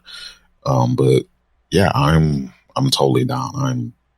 I can't wait. It's been a lot of wrestling. This is like the most wrestling I consumed in the past year, but I mean, it's WrestleMania. Fans are back, and of course I'll be on later on tonight. All right, sweet. Can't wait.